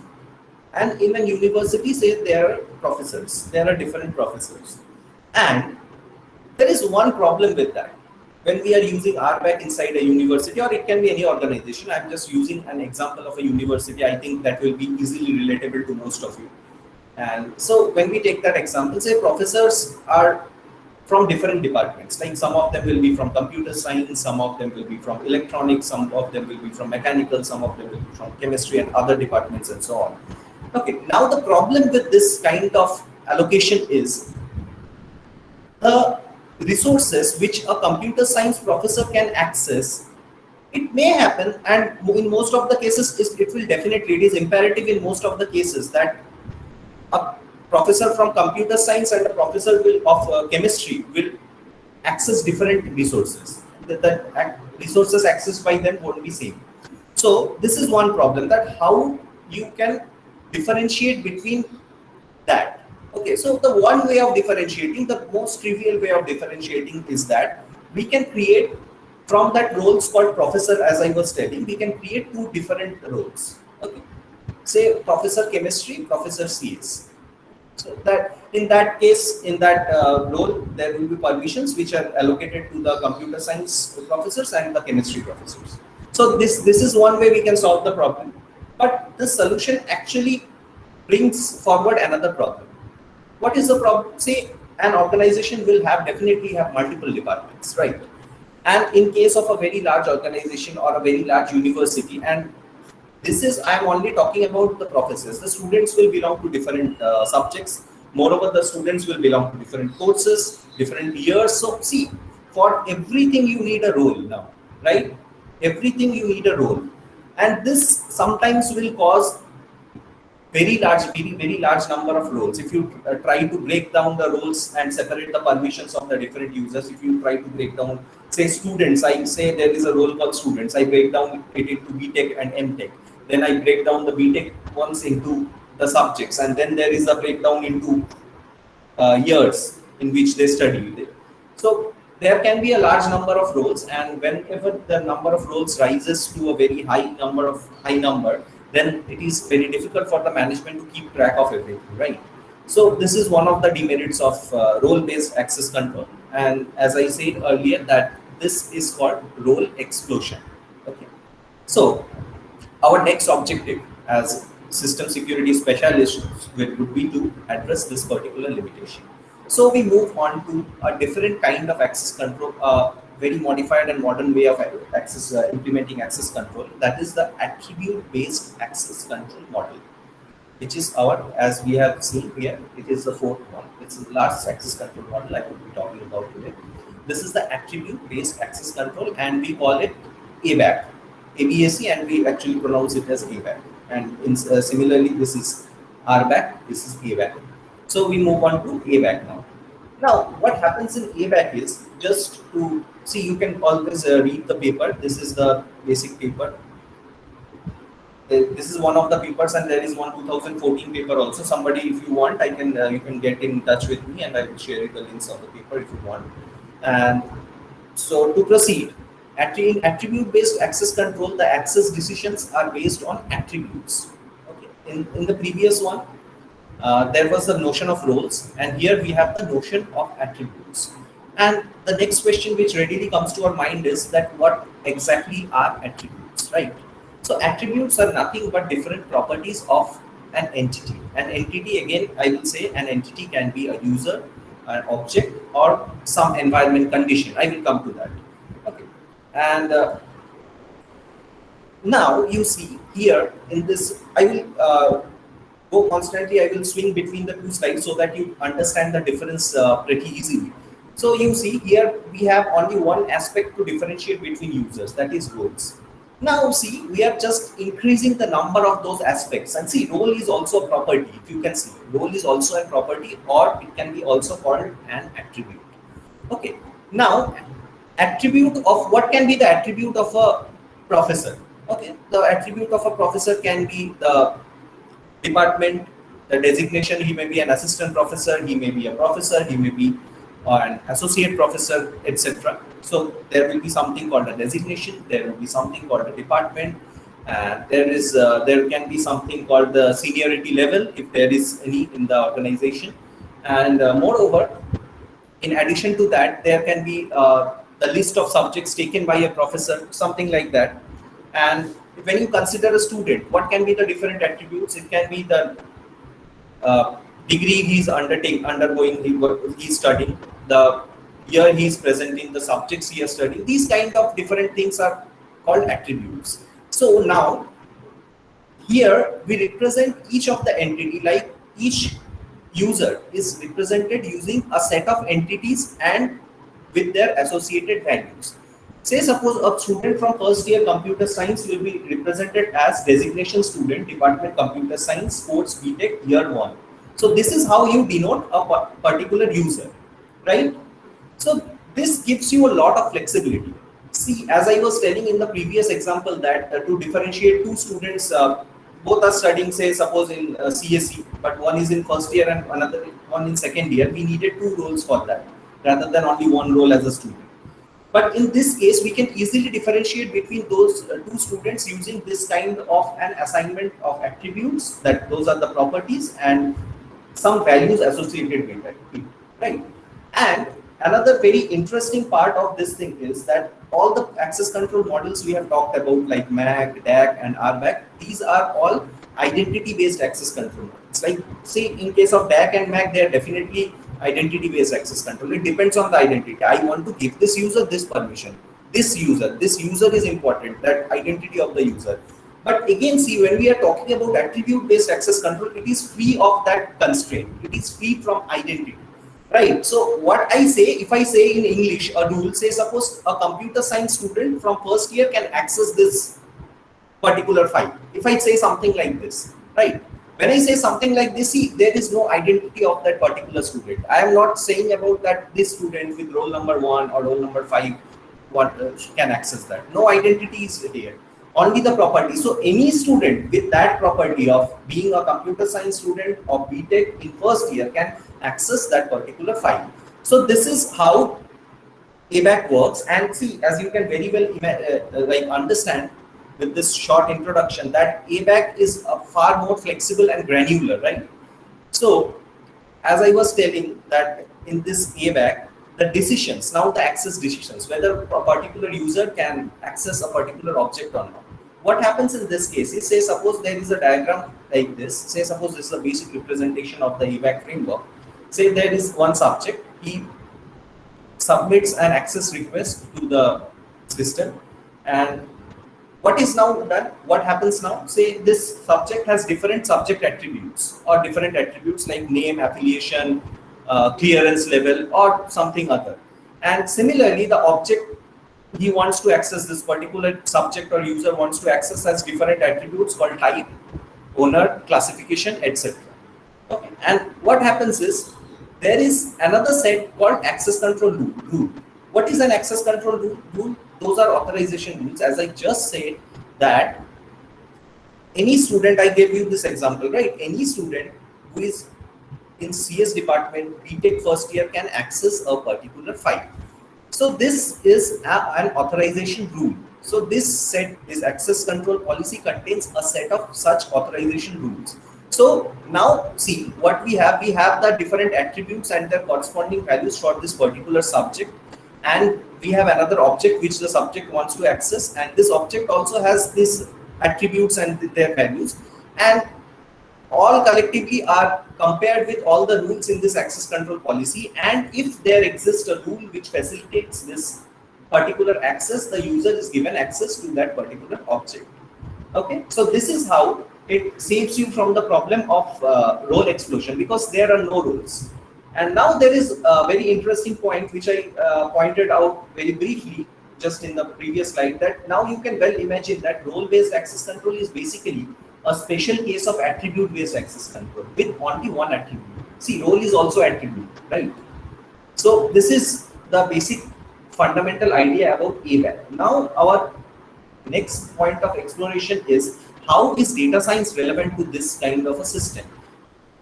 Now you can well imagine that if a subject, we have subject attributes, object attributes, and we have a set of authorization rules. Now what is very vital is producing or constructing this set of authorization rules, right? This is a very vital point. Say suppose you have an organization and you want to deploy ABAC in your premises, or attribute based access control in your premises of the organization.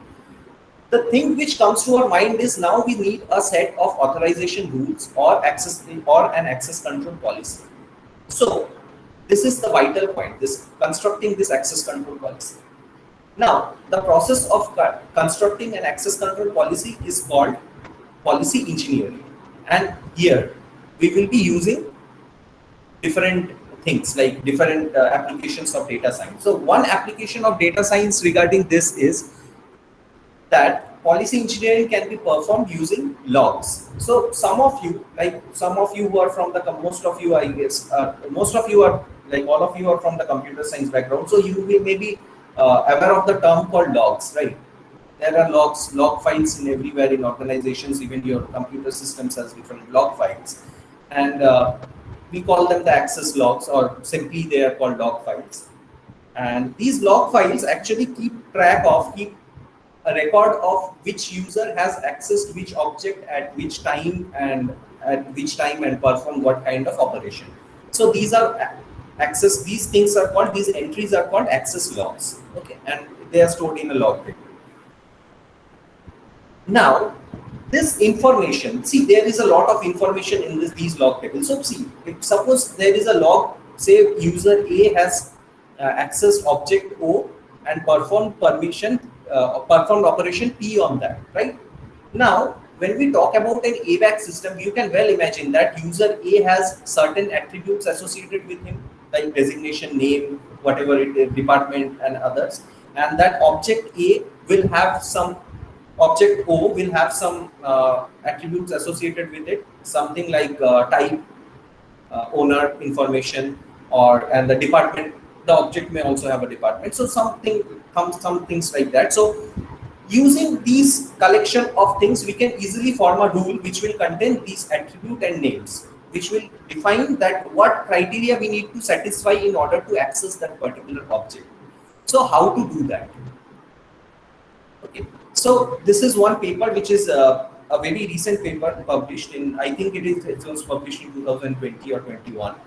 And it's an automatic attribute based access control policy extraction from access logs. So what happens is, first we clean the data. See, in the access logs there will be multiple repeated entries, there will be some incomplete entries, some corrupted entries. So first of all, we process the data. This is an application of data science when we are talking about policy engineering or trying to create a policy. Then there is the second step, which is called parameter tuning. Parameter tuning actually comprises of setting the number of clusters, or say suppose I want to fix the number of rules. Okay, so one trivial way of constructing these access control rules is each of the access log can be directly converted into an access control or authorization rule, right? This is the most trivial solution, but in that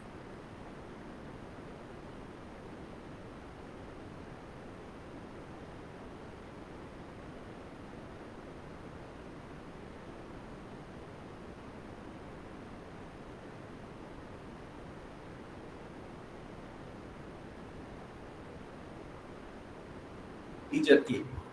Okay.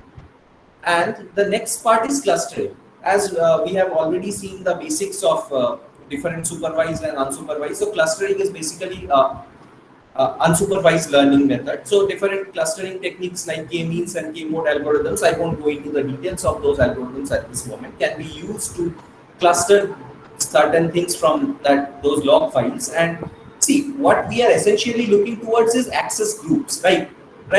See, like say suppose somebody is professor, like 6 of the professors are accessing a particular, say, a list of 10 files. So we can say, suppose we can think of making a rule from that. There comes the role of data science and the different machine learning approaches, and in that case, and from those clusters we can extract different access control rules. And it is a detailed paper, you can have a look at it, and we can have further communication if you like regarding this. And these rules, after rules are like extracted, there is one process called rule pruning. Say suppose a rule gives you, suppose I will give you an example, a rule, particular authorization rule gives you access to objects 1, 2, 3 and 4. And there is another rule which gives you access to objects 1, 2 and 3. So we can easily prune that second rule out because we don't need that, right? Because already the first rule covers all those accesses. So in that case, in that way we prune out some rules, and then there are certain aspects which come under policy refinement, where we try to like determine the quality of rules. And there are various concepts, I won't go into the details, but there are various concepts like weighted structural complexity and all. So this is how you can make system administration rules or access control rules using various machine learning approaches, various clustering algorithms and all. Okay, so the next thing is, this is not the end of it. There are various aspects as well. Say suppose when we are talking about a firewall. So I think you are familiar with firewalls, right? So what does a firewall essentially do? So a firewall essentially restricts accesses to a given network by screening or filtering out traffic and deciding which of the packets should be allowed in and which of the packets should be filtered out, right? And the next thing which is to be observed in such a situation is that how does this happen? Like there are some rules that there are some destination source or destination that I won't allow packets from a particular source into my organization. Now you try to relate that this source or destination, or say suppose I don't want to allow packets following a specific protocol into my organizational network. See, these protocols, these source, these things are nothing but properties, right? So in a way, attribute-based access control or firewall is based on the concept of some kind of an access control, right? So in that case, by analyzing traffic, say I have now, say a firewall has stopped a lot of data. We have the log record of that, what firewall is stopping and what it is allowing inside the network. Using that data, we can definitely use machine learning algorithms to form the rules of a firewall to increase its efficiency. We can detect errors. We can detect incidences where the firewall didn't work properly, right? And then there are something called the intrusion detection system. So see, I will give you a very simple example. If you think of firewalls as security guards of your computers, intrusion detection is nothing but the security cameras. They detect the intrusion, but they don't stop the intrusion. Firewalls actually, they drop the packets, they throw the undesirable packets out. They work as security guards, whereas these intrusion detection systems work as security cameras, right? They only detect. So an IDS or NIDS is network intrusion detection system. And what they do is they basically monitor traffic and they spot pattern of activities and alerts you if there is some violation from the normal. There is some violation from the normal traffic. Okay, and they detect different kind. They have idea of different kind of intrusions and all. So this can also be done using some machine learning algorithms. Now see, this intrusion detection also, when they detect something, that detection is based on a few network parameters, right? So they know that at this time this much amount of traffic is like natural. If it is more, they can think that there is some problem with there may be some problem. And see, and another problem with this intrusion detection system is the system of false positives or false alarms. Most of the time, see, as these days we want the minimum human intervention in our security systems. minimum human intervention, and we want the systems to be very much automated. So we will definitely expect that our intrusion detection system doesn't raise alarms, false alarms. So even if it is not a very problematic thing, or it is not actually an intrusion, if it raises an alarm continuously, then this is something undesirable. So we can definitely use different machine learning algorithms. We can use different methods of training our system, this intrusion detection systems, to achieve a point where these kind of false alarms, this false positive rate is much reduced. And believe me, this is a very active research domain in this era. These times, this is a very interesting and very highly sorted after domain of research. And there are certain other things, they are not exactly related to access control or system security, but again, social profiling is also there, because social profiling is, you can scan or collect the data from your different social networks like Facebook, LinkedIn, Twitter, etc., and you can analyze the posts using posts and all, whatever you are posting, using different machine learning algorithms like natural language processing algorithms, and you can build up a social profile of one person, that what he likes, what he dislikes, and these kind of things can actually help you in detecting or like verifying persons. Say suppose you run an organization and you want to hire a person, and you can just use such as social profiling system to have a glimpse into the psyche of that person, what that person likes, or what kind of a person he is and what does he want, something like that. So I think there is some text. I will just check. Just give me a second. Somewhat like social engineering. Yes. Social profiling building is a part of social engineering only. Okay. So another question. Okay. So I am now open to questions. This was all I had to cover, and now I am open to any questions regarding access control models and how data science can be applied in this system security domain or information security domain. So I am open to questions, and I would like to interact a little bit with you people. We might need all different roles for just a change. Yes, that was a problem I was talking about when I was talking about RBAC, and this problem is basically called role explosion.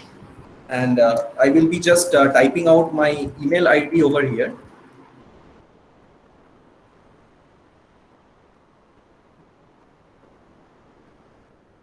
So you can, if you have some questions later on, you can clarify, or you want to have different much better understanding of these things, you can reach me on this email ID. I have just written my email ID in the chat.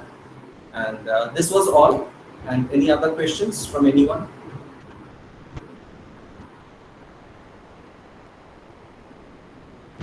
Okay, so there is one question. As compared to roles, the number of attributes is much higher associated with the entry. So if role explosion, see, even, yes, that's a very good point, that there can be a large number of attributes also. But again, that is why we need policy engineering in that case. See, suppose we have 10 attributes, but most of the time in real life organizations, you will, at the end of the day, you will see that all those attributes are not the decision. They actually don't participate, or they don't contribute in the decision where which determines whether that particular user is allowed to access a particular object or not. For example, I will give you one example.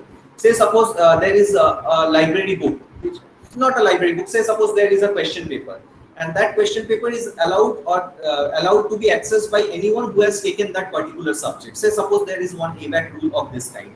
Now you see, a student can have many attributes like the roll number, then class, course, then the subjects undertaken. They can have multiple attributes. The year in which he is studying, the degree in which he is studying, the department. Say there can be 10 attributes. But when I say that anybody can access a question paper who has taken that particular subject. So all I need is one attribute, that is, say subject, and say suppose there will be the department may be needed. So in most of the cases, what happens is most of the attributes do not contribute in the decision making. Yes, but again, you may say that, so why do we keep that attributes? But again, I am saying that for one specific access request, that attribute may not be playing a crucial role, but for a different set of objects or a different set of permissions, that particular attribute will be essential. But again, this has another facility, that why we use ABAC. Another facility is that sharing of resources. That is, say suppose I have a club. Okay, I have a club, and only members are allowed. So I assign membership to everybody. I have a club which like allows people based on certain things, like they should have a income beyond some, say, if more than X. Okay, they should have that kind of a income, and they should have age of around 30 and above. So say suppose these are the criteria to join my club. So now there are two ways I can do that. The first way is to keep members, like issue a membership card to each of the members. So each time a new user arrives, I have to issue a new membership card. So this is actually a difficult job. So instead of that, I can put a set of rules that you show me your payslip, that your income is above this point, and you show age proof, your age is beyond that point, and you can easily access my club, right?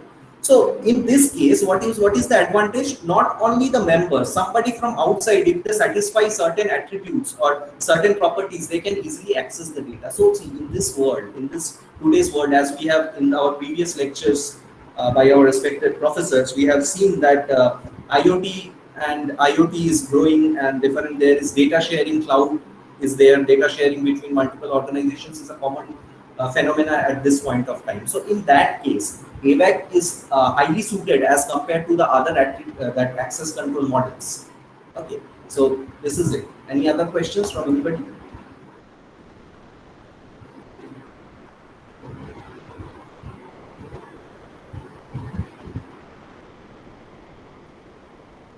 Okay, so thank you all. If there are no questions, that's all from my side. Thank you for being in this session. Thank you, everyone. Sir, one question. Yes, please. Sir, so the data science, the implementation of data science would be in this security field or cybersecurity field would be like this, that we are training our software or to the tools which we are using for the defense purpose to train them to train in some particular way that they should know this is the appropriate wrong thing, or the where the alert should be given, or this at the particular moment where the alert should not be given, means the false alarm should not go. For this purpose, we are training the software to like that, using the data we yes, are having in the this is one of the aspects, because this is the aspect I have been concentrating on. This is one aspect of data and system information and system security, which has the application of data science or machine learning into it, artificial intelligence or machine. This is one aspect, definitely, right? So, sir, what will be the other aspects of this one, sir? So another aspect can be, as I told you, that there can be social engineering. There can be other things, like you can predict the attack pattern. Say suppose I have the data of cyber attacks for 10 years. Okay, so I can say suppose mitigating these kind of attacks. Attacks need a proper planning, right? So from the trend of the attacks growing in the previous few years, we can have a prediction of what kind of attacks we will have in the future. So it will give us, the government officials or people who are actually responsible for mitigating these kind of attacks, they will have an idea of what kind of preparation to take beforehand, right, before the occurrence of an attack, as a preventive measure. So these kind of things can also be accomplished using data science, in collaboration with this system security and network security stuff. Okay, sir. Okay, got the point. Okay, thank you.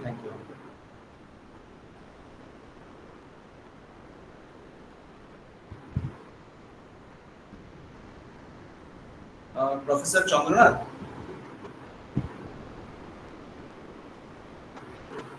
Yes, thank you very much. So, yeah, that is all from my side. Thank you. Thank you, dear participants. So we are concluding this session, day 1. So tomorrow we will see you again. All these slides are recorded. will it be uploaded in the Google Drive? All this video will be shared. For the slides, we will ask the speakers whether they will share it or not.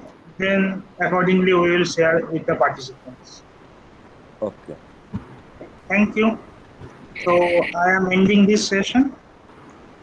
Any other questions? All the questions are welcome in the given email ID. Any feedback link?